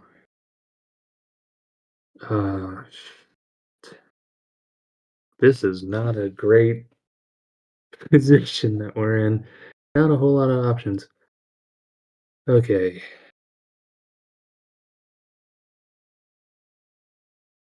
Fuck. God damn it. I could heal him, but then the moment he fucking I'm only gonna be able to heal you for like 10 hit points. You're gonna go down in 1 second.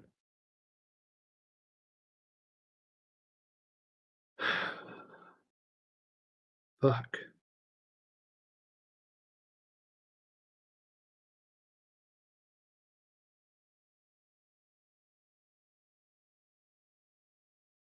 Oh man.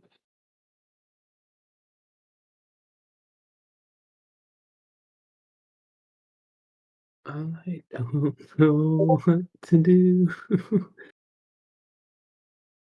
Uh,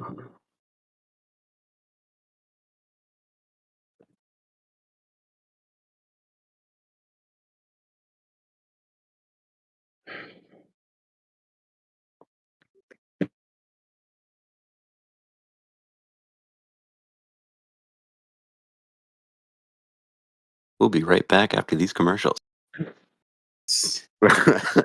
My brain is running like 1,000 miles a minute, and it feels like nothing is going on up there. Okay.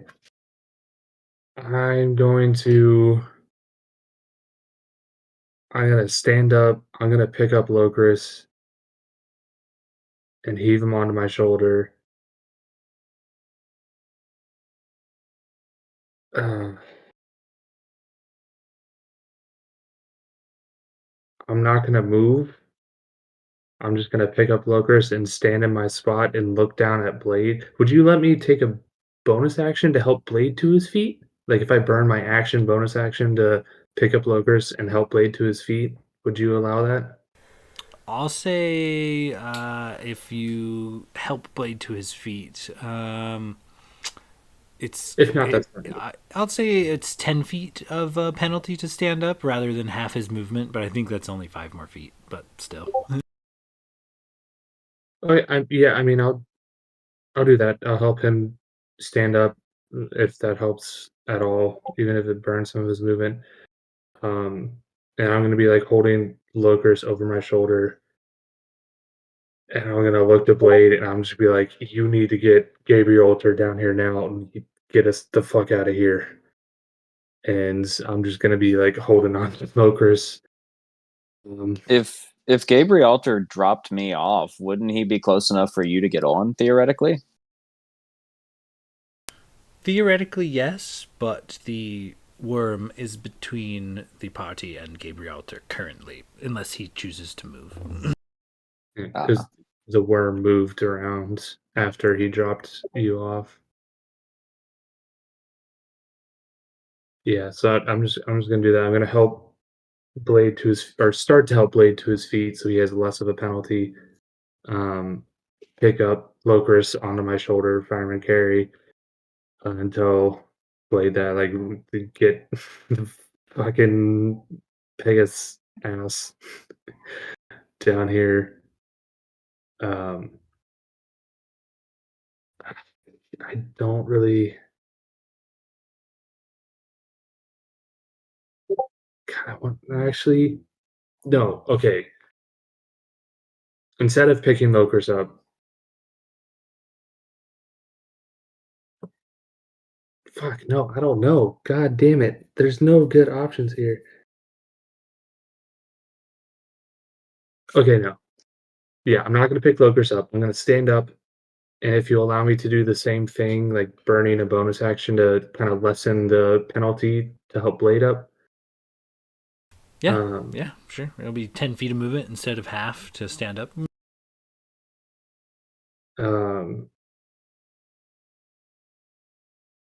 Tell Blade that like he needs to get Gabriel Alter down here. And then I'm gonna reach down and touch Locris, and give a quick, desperate plea to Paylor. And I'm gonna cast a Spare the Dying on Locris. So he is What does that do? stabilized. It's a cantrip, so he's touch a living creature that has 0 hit points. Creature becomes stable, so they just no longer have to make death saving throws. So he's not conscious, but he's not dying. Nice. Very clutch cantrip right there. And then I'm gonna get ready. I mean, obviously not actual action economy, but just get ready to fucking get on this fucking flying donkey and hopefully get the fuck out of here. All right. Well, moving on down. Blade. Currently being helped to your feet by Gladier, should you want to no longer be prone. But yeah, the worm has moved forth. Both ends of it seem to be doing a little dance with Renwick down the way. A dance, you say? A deadly dance. Sounds like a bad like '90s film. Or a band. Deadly dance. Like a 90s hair band. Yes. I am okay. So I guess I'm gonna burn a little bit of movement standing up with the aid of Gladier. I. So you said the worm is between Gabrielter and us. Yes. So kind of on that pick, you can kind of barely see the cutout that is Gabrielter as the worm is kind of come up towards Renwick. It's like dragging itself from one pillar, from one bridge down to the one below. So it is kind of potentially just blocking view of Gabrielter currently, but still hovering, not technically in combat. Okay. So I am gonna have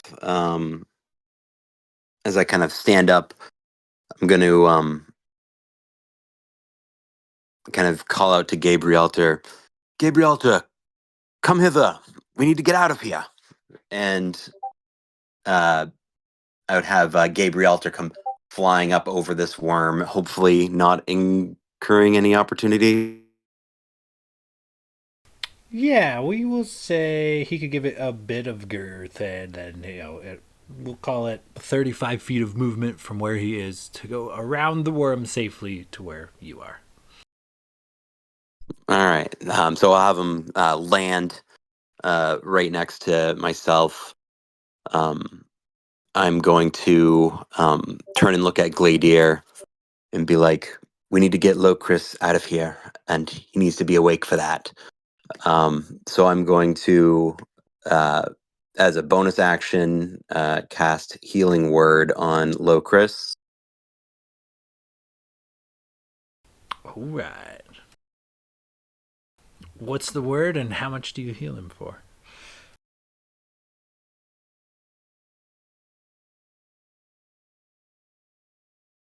I'll just be like, Locris, Locris, give into darkness. I know it is your home, but today it is not time to go. And let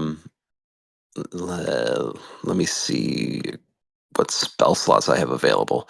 I think I'm going to cast it at 3rd level for Locris here. Or 3rd or... no, fuck it. 4th. Let's go 4th level. So Locris is going to... Let me just roll it in fucking D&D Beyond here, if it'll allow me. Why was 40? Sorry, I'm just gonna have to roll it in chat. 44 plus 5. Oh, damn, you burning a good slot. Bringing him back with a little bit of juice, huh? Trying get so he just doesn't get fucking pegged with a rock and then go right back down. Oh, that would be so great. I've been pretty rough So- on Locris this battle. Locris, you are gonna get 17 points of healing.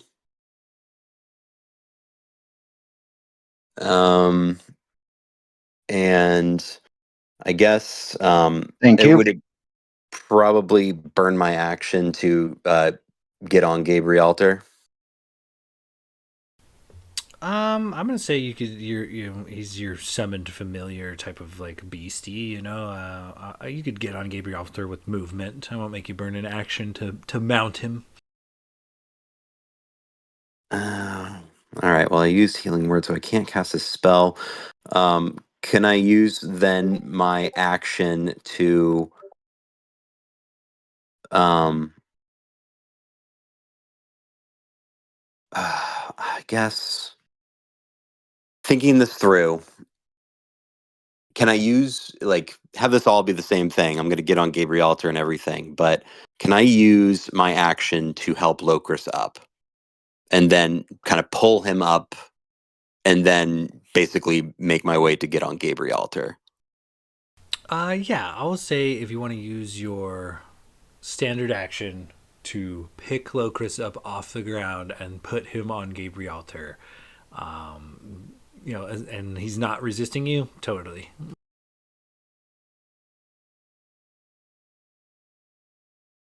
Let's do that. Or did you? Oh, wait. Or did you just want to help him to his feet and then you get on Gabrielter? I might have misunderstood you. My original thought was to just get him up so he can decide what he wants to do. But yeah, I guess I'll leave it like that. He's right next to Gabrielter, so I'll pull him up and then I'm gonna jump on Gabrielter. Okay. Locris and Blade mount Gabrielter.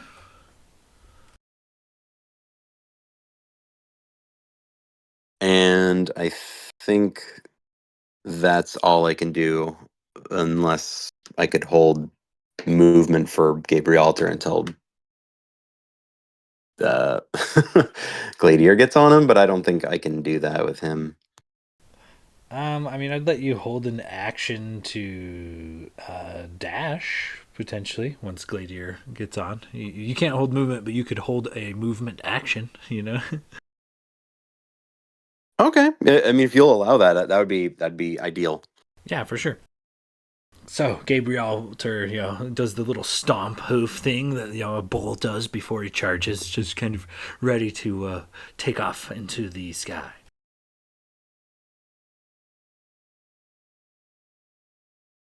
And yeah, that's it. That's it for me. All right, moving on down from Blade, Locris, thrust back into reality and then onto the back of a flying donkey. You are in a predicament. What do you do from here? Having a lot of shit happen, Locris is going to throw out his weapon or thrust it out and shoot out black tendrils that wrap around the worm and cast Hold Monster, which is a wisdom saving throw. Ooh, you picked a good one for the worm. Let's double check here. Oh, when you roll. It's not. Well, he gets a bonus, but it's not like the plus 11 to his constitution. You know what I mean? Like that one was pretty good. All right, rolling in chat. Whopping 10. It's held. The monster Paralyzed. The monster freezes in place. Go. We only have 6 seconds before it can try to move again. Fuck. And it's at the end of each round you can make a new wisdom saving throw. Okay, sounds good.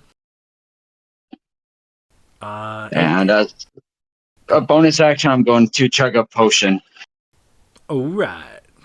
Potions getting decorked and chugged all over the place around here.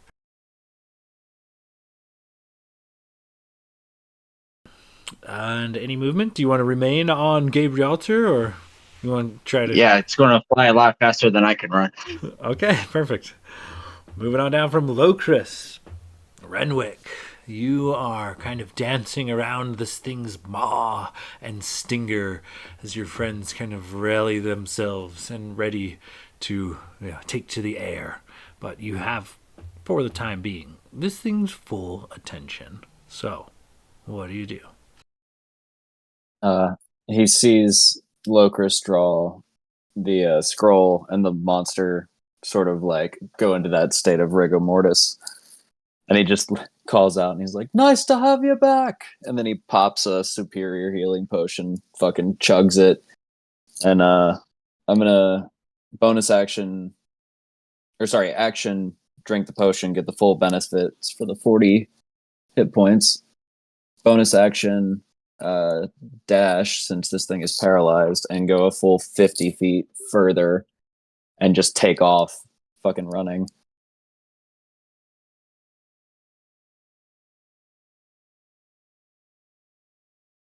Okay, with that, you are about 100 feet from Logos, but you have,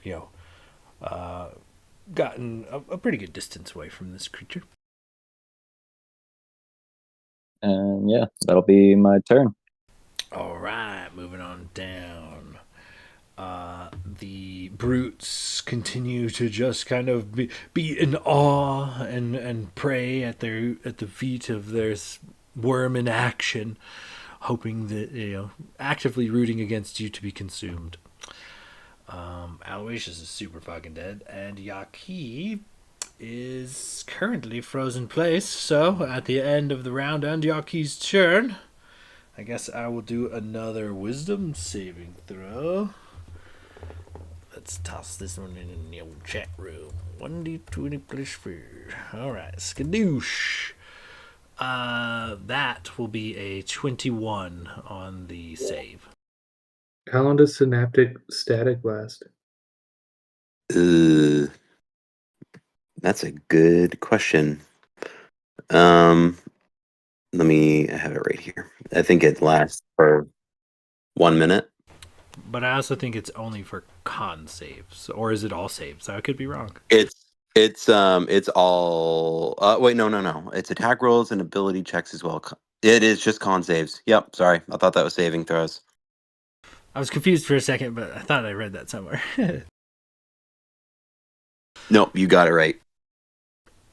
All right. So, at the end of the turn, though, Yaki seems to shake this held feeling. But we're going to roll back up to the top. Once again, Logos. You see Renwick incoming. Renwick seems to have been departed from the battle going on at the end of the bridge, and he seems heading your way.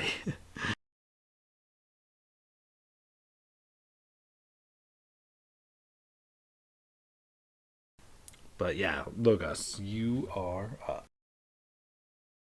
I'm gonna just keep on doing. Maybe I'm gonna shoot some shots at it, try to keep this thing occupied. All right, give me some attack rolls. Actually, you know what? How far am I away from the worm or my comrades? The worm's making ground. You're about 100 feet from Renwick, but you're about 135 feet from this worm.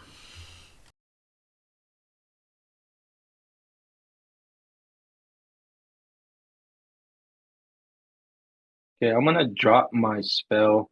I'm gonna move up 45 feet and then recast it so they don't have to run too far. Okay, yeah, you're gonna move up 45 feet. Let's put that in the thing. Boosh.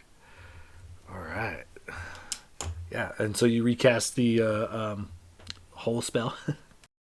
Yeah, and that'll be my turn for now. All right, moving on down from Logos. Gladier, you are up. Okay, I'm gonna hop right up on the back of that horse or donkey. Hope it can hold us all, and I'm gonna lap it on the ass with the flat of my blade. And yeah, Okay, with the three of you, I will say he is a strong donkey with a decent strength score, but his movement is going to be halved while he's bearing three creatures. so what was that? 45 feet? Yeah, 45. So he has 45 feet of flying speed? It is Well, 90 90. feet. Right? Oh, okay, Yeah. okay, yeah, okay. Still not bad. No. So he takes off 45 now that Gladier's on. And where does he go? Straight up, straight down the bridge, maybe a good arch. You tell me. Let's. He'd probably just fly up about. Um, yeah, probably. He's just gonna fly forward over the bridge, just kind of beelining it.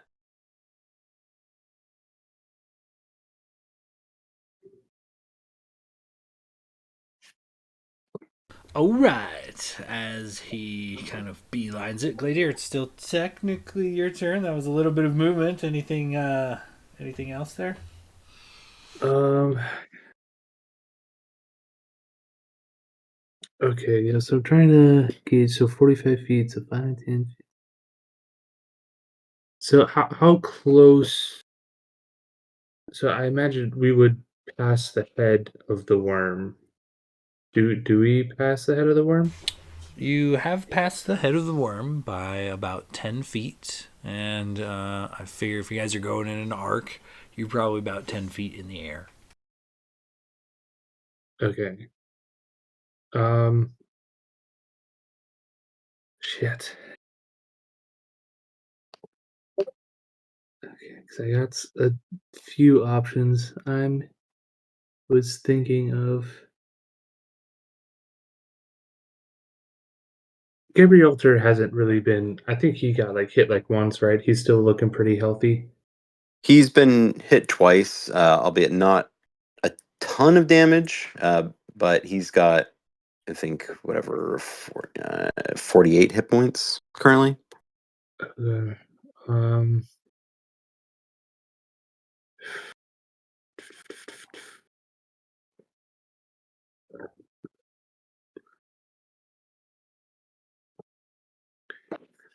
Would we, or could I? No, I don't want to do that. I don't want to draw its attention even more. I was thinking maybe I can attack as we go by, but I don't want to. It's already. We don't need to get more attention on us. Um.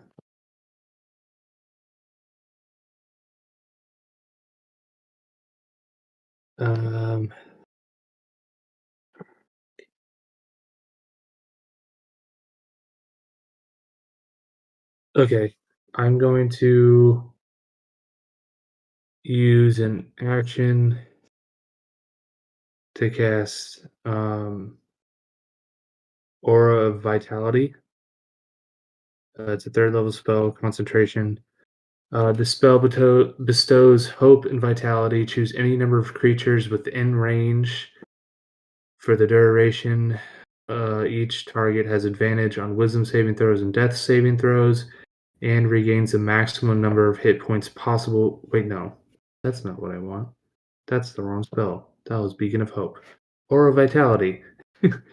Healing energy radiates from you in an aura within a 30-foot radius.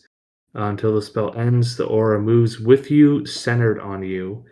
You can use a bonus action to cause one creature in the aura, including yourself, to regain 2d6 hit points.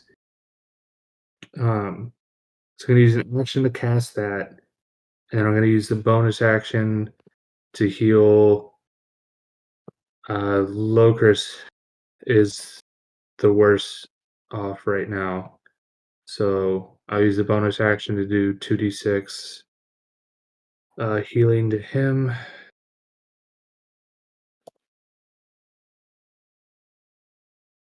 5 points.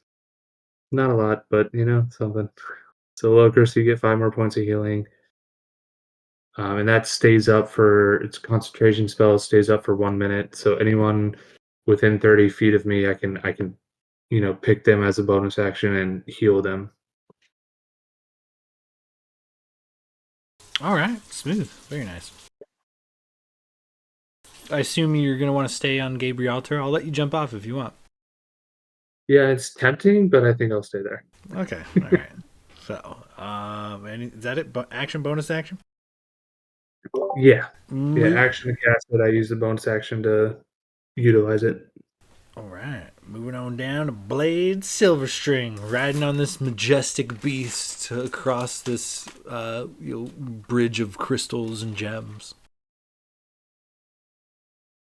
You guys are still close-ish to the worm, so no hail of melee bolts and missiles and things.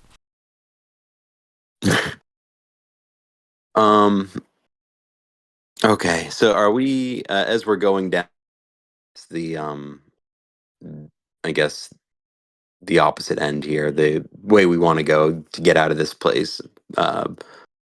Is the worm behind us, or is he still like kind of like next to us? So I just dropped a pic of the feed. He is behind you. Sorry. He is behind you, but by about 10 feet. Gabrielter moved in a way to not incur attack of opportunity, so you're about 10 feet in front of it, and you're about 10 feet in the air.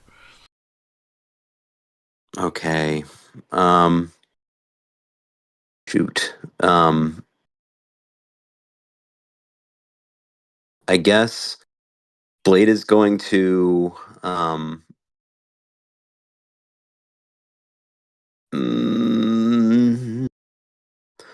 I guess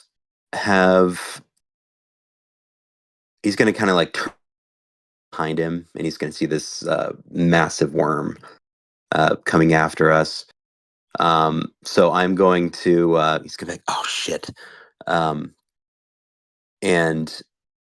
turn around and just kind of be like, I think you should run.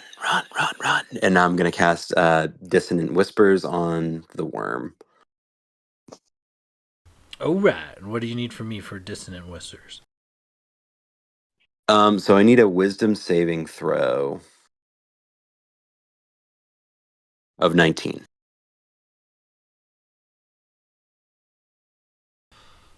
Best I can do is 23. That's pretty good. I don't think I have anything that can reduce that. Oh shoot. I think that's gonna pass. Yeah, I think that passes. Wait, so no effects? Oh no, sorry. I read the wrong thing. Nope. You take half damage, which it was only 3d6. So 3, 4 for 7, 6, so 13, whatever, 6 points of damage. Psychic. And I guess I'm gonna use Gabrielter's full movement and action to dash with us on him. So if he's halved, it's gonna, I think, be 90 feet total.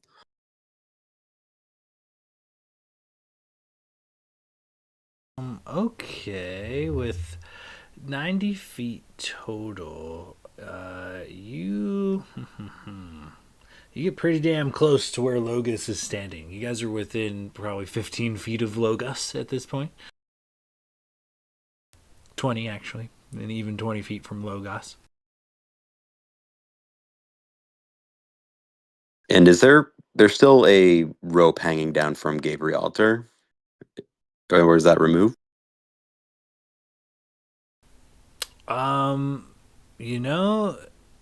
It. I don't know. I guess it would be Renwick's call, but it hit Locris in the hands, but then Locris went down. So Yeah, it wasn't tied off to the donkey or anything. I was holding the rope for Locris. And I was like using my legs to like keep me mounted on Gabrielter, but then he went down, so I would have had my rope still. Okay. All right. No rope.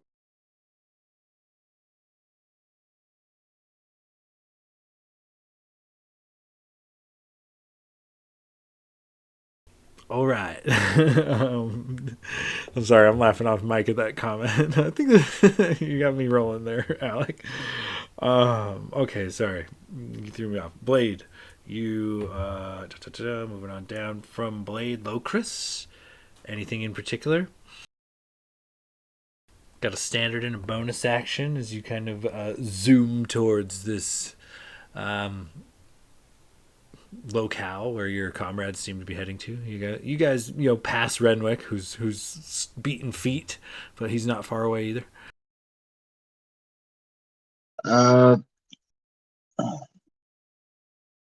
Yeah, and ridiculous hope that somehow it'll distract the worm that's somewhat blind. I'm going to throw out 2 illusions just to hope they catch his eye or makes it think something that is there. All right. What are your illusions?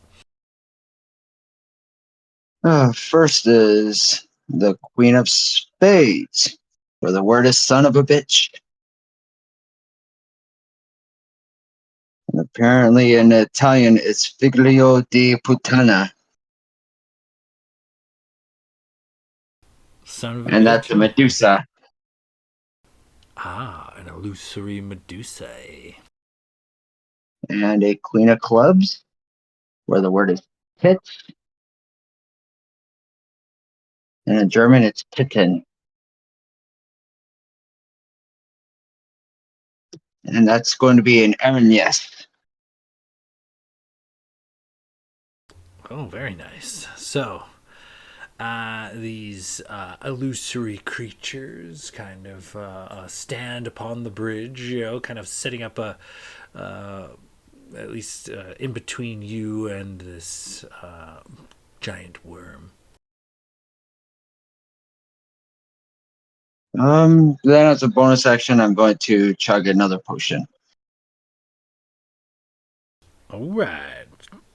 Another portion decorked and chugged.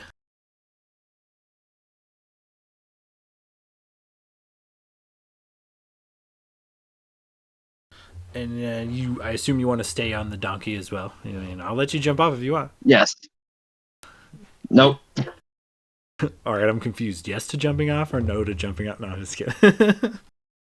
All right, moving on down. Renwick, you are up with the Logos moving forward and recasting his spell. He's actually only about 65 feet away at this point. Well, convenient enough, I have 75 feet of movement if I action and bonus action dash. So I think I'm going to get my ass into Logos's hole.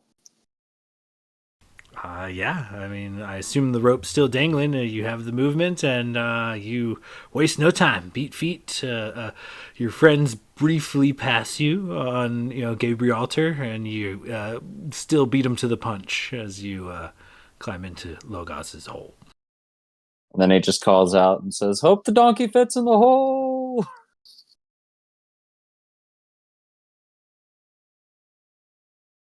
Moving on down. Brute's still praying. Moving on to Yaki. Now, y'all have moved pretty much out of its range of sight. Yaki, you see this mass as you guys kind of retreat. Yaki kind of perks up, and it almost looks like it's watching you somehow, though it is an eyeless creature essentially. the stinger barb retreats back into its flesh, and it turns its attention to the cheering and praying and cooing lizard folk on the bridge above, and leans over and plucks one of the sacrifices off of this like wooden board. But as it comes down, it is such a big creature. It takes a couple of lizard folk that are just standing nearby, offering the sacrifice with it. So it swallows, an entire 3 individuals, and then just kind of slowly begins making its way in your direction, but on the other bridge. Looks to be enjoying a few snacks along the way. Moving on down. Well, that's the end of the round. Logos, you are up. I'm gonna shoot the worm. All right. No, I'm just kidding. I know everyone's like, "What the fuck is he doing right now?" Logos, you have really good perception. Go ahead and give me your perception check prior to you taking your turn.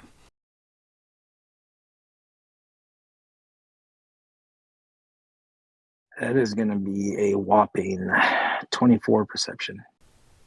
Plenty good. I knew I could count on you. You kind of look over and you see that the lizard folk have stopped assailing your party and their position, and they cock their heads curiously. Some of them fight amongst themselves, others kind of point and look. But you get a sense, like a mixed sense coming from the crowd. It seems there are some new holy survivors.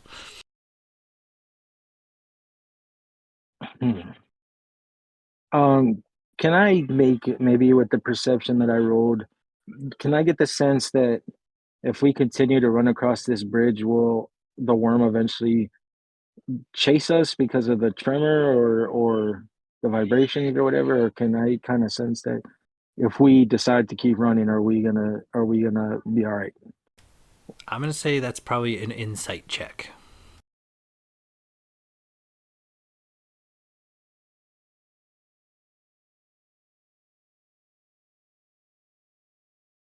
That's a dirty 20 insight. Attacking the worm gets it to react aggressively. Getting out of the worm's range seems to it has calmed down. Nothing seems to be attacking it. It has now gone back to feeding. It is unlikely that the worm would target you unless you are maybe doing something. These lizard folk people are kind of calling out to it. So it's in a room full of people. It has to snack on. You may or may not be a snack if you're in the proximity, but you would have to be within 50 feet of this creature or attacking it within a certain range that it may be able to see you. But Okay, you get the sense that it's feeding now. Okay, with that perception and insight, could I see which lizard pelted me in the nose with a rock?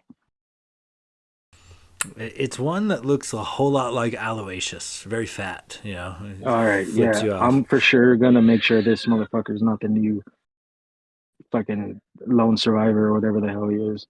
I'm gonna attack. I'm gonna shoot 2 arrows at him. Okay, give me some attack rolls. That's 27 on the first one and a 30 on the second. Oh, both those hit for sure. Are you shooting a dead body right now? No, I'm shooting the one who threw a rock at my head. Oh, I thought you said Aloysius. Sorry. It No, he looks said he was like like- Aloysius, yeah. kin of him Oh. probably. I thought you were just, beating a dead horse. What if I beat off a dead horse? Would that make it better? That would be significantly worse. Okay, Like, then. so So here much we worse. Brings a whole new meaning to raise the dead. That's 23 total damage. 23 is almost enough to, once you land a couple of arrows firmly, one in each shoulder, he backs away from the ledge and kind of like fades behind the crowd that is there. You land a couple of keen blows, and he's no longer so confident. I'm gonna flick him off, and then I'm gonna drop the hole and use my full 45 to keep on moving.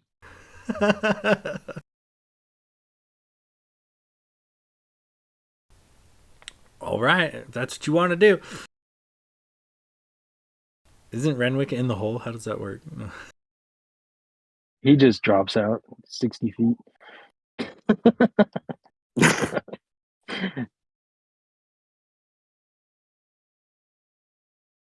All right, I guess I won't drop the spell because there's no like parameters that I have to be anywhere near it. I'll just leave it out so I don't accidentally kill Renwick or something. All right, so a couple of attack rolls. You send a couple arrows flying at this crowd of lizard folk who's trying to decide whether or not you are some sort of holy emblems now, or at least some members of your party, those who have been, struck or bitten, seem to be almost held in reverence by some, but others maybe not so much. Anything else you wanna? You got movement and wait, was that attack bonus action? Did you? I guess a bonus action is Logris within 60 feet of me. Yeah, currently.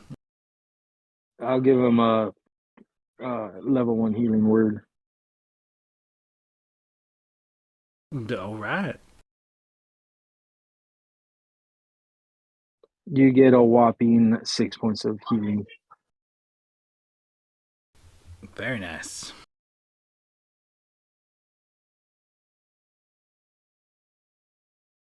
All right. So, did you want to book it as well? Was that the plan to continue running down the bridge, or are you going for the hole? Who, me? Yes. No, if I get the sense that the worm's not gonna bother us, I'm taking off outside of the bridge. To the other end of the bridge. All right. As you move your way down, I'm going to move down in initiative here. Gladier, still currently on the back of Gabrielter. Okay. All right. So can I look around and kind of maybe observe? Would I be able to like ascertain that the purple worm has taken its sights off of us? Is that something I could pick up on? Yeah, you've definitely been up close and personal with it. The removal of you and Blade and Locris, who had been doing damage to it, from its immediate vicinity, you guys kind of fleeing from it. It seems to have accomplished its goal and has gone back from fighting to feeding. Okay. You're still on the menu if you get close enough, though. um. So we're currently flying on Gibraltar. How far are Renwick and Logus from me right now? I know Renwick is about 10 probably. feet away, but he's in the Logos' hole spell. Oh, he hasn't dropped down to the ground yet? No, I think Logos elected to leave the spell there. I don't know if he wanted to close it or not. He could dump Renwick out of it if he wanted.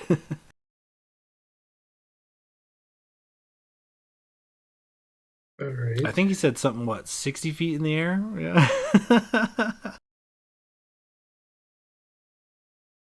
Logus, did you drop your spell, or is Renwick still chilling in your hole? No, I left it out because he would have fell 60 feet out and I didn't want to hurt him. Okay. All right, yeah, so so I know Renwick's still in the hole. I see Logus darting off down the bridge. Um,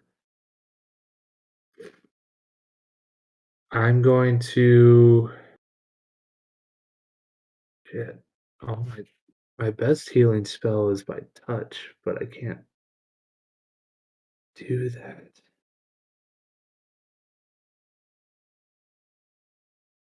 Um,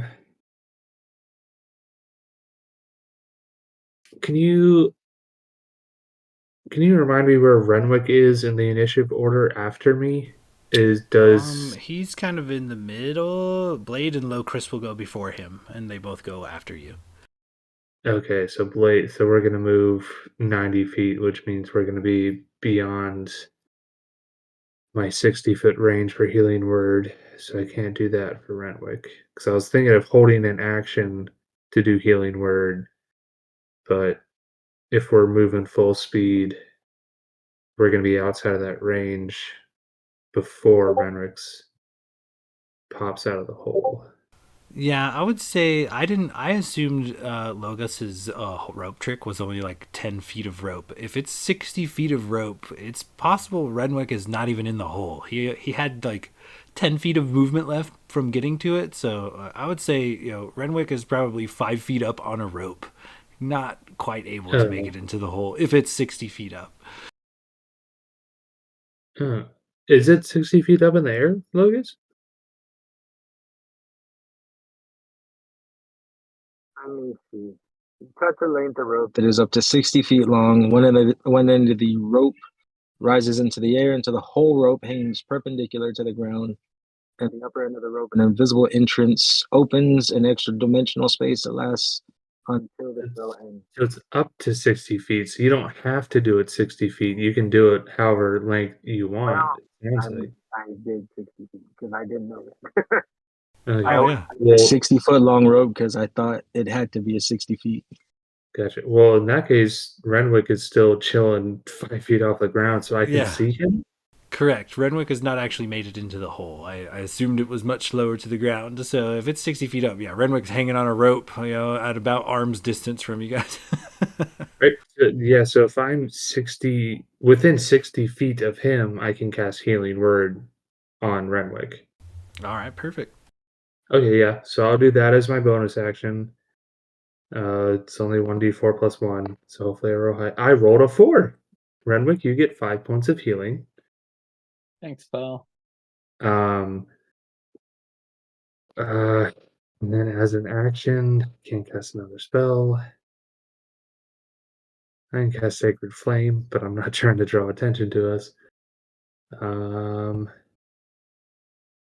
yeah, I don't think I really have much up. Actually, I'll hold. Um, I will take out my javelin, and I will hold an action to, if anything. I mean, it's only got a 30-foot range. So, I mean, if anyone within range attacks any of my friends, I will launch a javelin at them. I'll just hold that action. But like, if nobody attacks, then I don't want to throw it and waste it. But like, if I see someone attack any of my friends and they're within my javelin range, I'll toss it. So just ready that action, I guess. All right. As we're kind of moving on down here, getting back to Blade's turn, and I think at this point, for the sake of brevity, rather than make you guys roll a bunch of attempts to escape, as long as you guys are kind of making haste to get out of this situation, the lizard folks currently seem confused. They're not sure if they've ever seen someone regurgitated before. It seems like that has drawn, the ire of at least half the crowd above you, and so it's caused a stir and confusion. They no longer seem like they want to hurt you, at least for now, and Yaki seems to munch on them as as it slowly makes its way in your direction. But as you guys kind of like make haste towards this exit, any final movements or spells or any last departing words for this kind of crowd of stunned lizard folk and this massive worm kind of gnashing on some of these sacrifices, taking some of the not only the sacrifice but some of the sacrificers with it, and its massive body kind of slithers along and knocks several of these lizard folk at a time into the abyss, and they all kind of still revere it for whatever reason. Consider it like a holy experience. But Locust would just be blasting Eldridge Blast at some of the non-sacrifice lizard folk just to make more easy targets. And the bashing and the smell of blood in the air kind of excites Yaki as you guys kind of make your way along, kind of enticing him to continue his current course. Have you guys seen? Has anyone watched Rick and Morty? Of Yeah. course, dude. Have you guys seen the one episodes where they like go through some shit and they just Rick and Morty climb into his spaceship and then just like break down and have a panic attack? Yeah, I remember.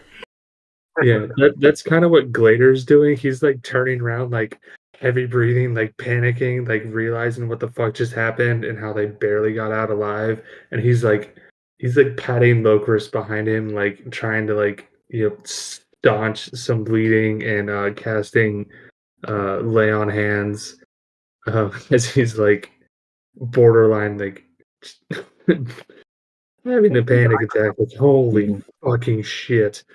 So Locris, you get 10 more points of healing. Since he's hyperventilating a little, does Glader actually touch him somewhere else? Little snack. Yes, this is the time where Glader reveals to everyone that he's into Locris. No. I knew it. Yeah, he's just like trying to like stop bleeding and like maybe wrap some bandages around like acid burns and like holy healing to give those like 10 points of lay on hands, and he's just As we're running? Yeah. God damn it. Fuck. We're never doing that again. We see a fucking worm, we're running. Fuck that shit. Locust will, as we're running, kind of stop for a second and shout out to the lizard folk. Y'all had the pleasure of witnessing the true holy survivors. As he kind of like gestures to his friends. Remember the name, the Sands of Justice. And he'll kind of take a bow and then keep running. Okay, give me a persuasion check as you kind of continue to swiftly move down the bridge. And when he says the holy survivors line and he takes a bow, Renwick takes a deep bow with like a flourish of his rapier, and as he's bowed down, the rapier slides back into his tentacles. And when he comes back up, he's just got two middle fingers, and he just walks backwards, giving everybody the middle finger. Perfect. With advantage now, because that was some. Yeah, that was pretty good. Go ahead and roll with advantage. Because my persuasion is a straight 20, straight D20. So it's a 13 on the first. Oh, and a 7 on the second, so 13. With a 13, a few of them cock their heads, but most of them return your taunts with vulgar hand gestures. Come on, I am the holy survivor. I'll flick him back as I mock him. That was good. That was pretty good. I've been working on that just in case. Riding Gabrielter, you guys finally make it across this bridge and out this fissure into the sunshine, and with Logos and Renwick's natural speed and stealth, they are not far behind. They skitter up this wall and out into the sunshine, out of these tunnels, and I think that is where we will put a bookmark in it for the time being, fellas. Yeah, Glader's just gonna Right. come off of Gabrielter and just like pick Logus and Renwick up in like a big giant bear hug, like at the same time, and then just drop him back to the ground. Holy fucking shit! Just sit down on the ground. Are we safe here? Do we see any danger before we just start collapsing into the ground? No immediate danger, as far as you could tell. No, just like half like just alive, like the hut, please. Put up the hut. I want to go fishing just so worms get eaten.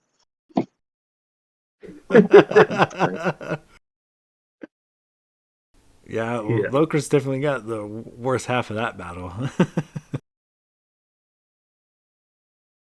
Man, just like God, that was so fucking stressful, and oh God, oh, especially like the end there. I was just like, all right, we have a chance. Like, I'm gonna roll the dice. I have high dexterity and a decent con. I was like, I just need to survive one fucking round and not get eaten, and we can all get away from this. And it was so fucking close. That was End a session without fucking calling out Blades. Epic ass visual. holy Fucking shit. play. That was Yo, Because I that was yeah. I for sure was thought great. Gladier was dead and Locris. Like I didn't see a way for us to get both y'all out of there. That was crazy. That Just was fucking- arguably the coolest moment in the entire campaign. Diving into the creature, casting that spell, blowing it fucking open by like one fucking point, getting everybody essentially out. My God. that was And beautiful. low Like, key, that is- also that moment is when the lizard folk stopped attacking you. Because if behind the screen, if he had pressed Aloysius a little more, he would have revealed something similar. So that's kind of how holy survivors are made. yeah, like that's just like visually, like I just pictured that in my head. Like that was fucking like you just swan dive into its mouth and just synaptic burst and just, God, like that shit that's like fucking uh like Critical Role Vox Machina animated TV show level shit. Like that's something that would It was be anime level. yeah, exactly. Like that's something that should be like okay, let's call up some like some production company like you need to animate this right now. This is like one of those moments where you're gonna wake up after a long rest and the whole party is gonna have you like tied down with weapons at your throat and be like, now who the fuck are you? Reveal yourself. How did you do that? That was just so fucking clutch. Like we've had a lot of clutch moments in this campaign, but that one, I think that takes the fucking cake. Like you just dive bombed into a purple worm's fucking throat, and then just did an attack which like just beat the threshold to vomit us out. And you had the somatic shock to lower its con save so it would successfully vomit us out. Like that was fucking beautiful. Like, goddamn. Well, thanks.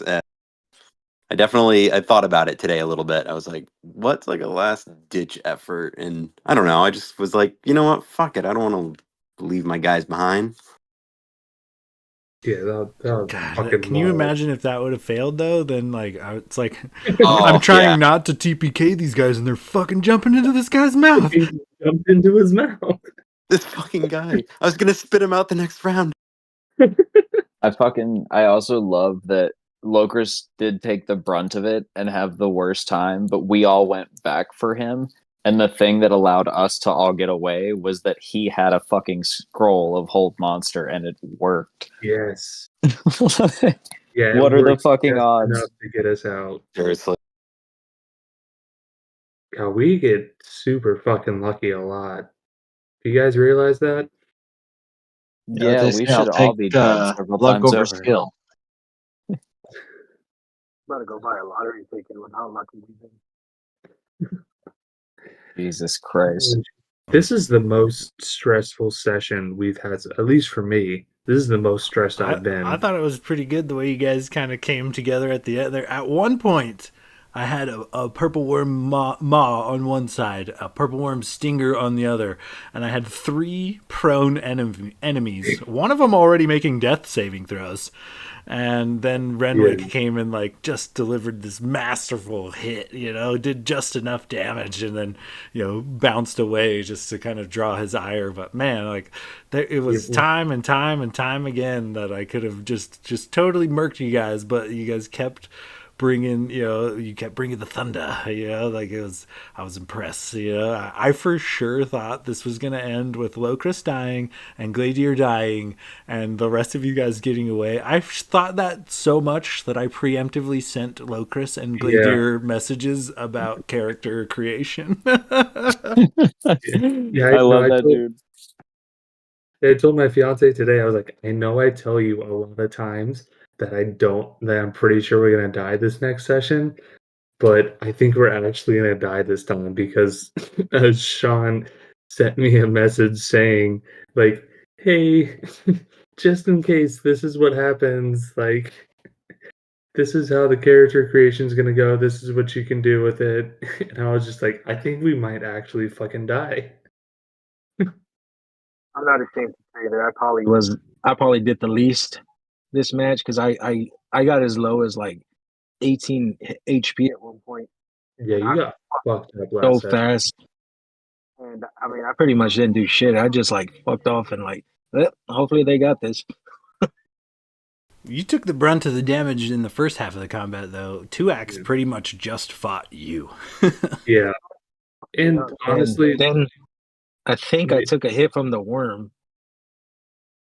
Yeah. In this session, honestly, there wasn't a whole lot your character could have done, I don't really think. Like, thinking at it, like, mechanically wise, like, I don't think there was really just how your characters, rolled out. Like, I don't think there was too much you could have done other than, like, sort of be a kind of distraction. But yeah, I think I was in the same boat as you because for the first half of the combat, I couldn't do anything. That's why I tried to get up top and like line up a decent lightning bolt, but they were spaced too far out. Like all I can do is really attack. I have a scroll of mass healing word and a scroll of tongues, and then like a couple spells that are completely irrelevant in a combat like this. So I was just kind of fucking off until I was like, well, I guess it could be a distraction because I'm least likely to get swallowed. And oh yeah, fucking Locris just reminded me. You guys, when we do reconvene next session, let's do that at level 13, shall we? Did we earn it? Yes, surviving a purple worm encounter is definitely a milestone. So we'll chalk that up to a level for sure. Most excellent. That I was asking because I know the message you sent me. You said, your next character start at level 13. I think you're giving me a bump. You died. You need the help. You get to roll with a level 20. These guys are fucking crazy. That was a great session, John. That was intense. I know you had a lot to deal with. Like that was good. Yeah, sorry, my tech was pissing me off. I've never been kicked off of Discord before. It did it twice in a row. I'm like, what the hell? That was weird. It seemed to run fine after that. Yeah. Yeah, after the initial screw up, it was good. All right, fellas. Well, I'm gonna get out of here for the night. Stay in touch. We'll do this crazy thing again soon. We're doing Mirama next week, right? Yeah. So I know Anthony wasn't on when I mentioned it. Since we didn't do one for October, I said the last week, so that's next Wednesday. So we'll do Mirama and then come back to normal campaign. Perfect. Sounds good to me. Gives me a chance to roll out, be a player for a little bit. Hell yeah. All right, fellas. We'll take it easy. I'll talk to you guys on the flip side. All right. Catch you guys later. Night, guys. Good night, y'all. Great session. Hell yeah.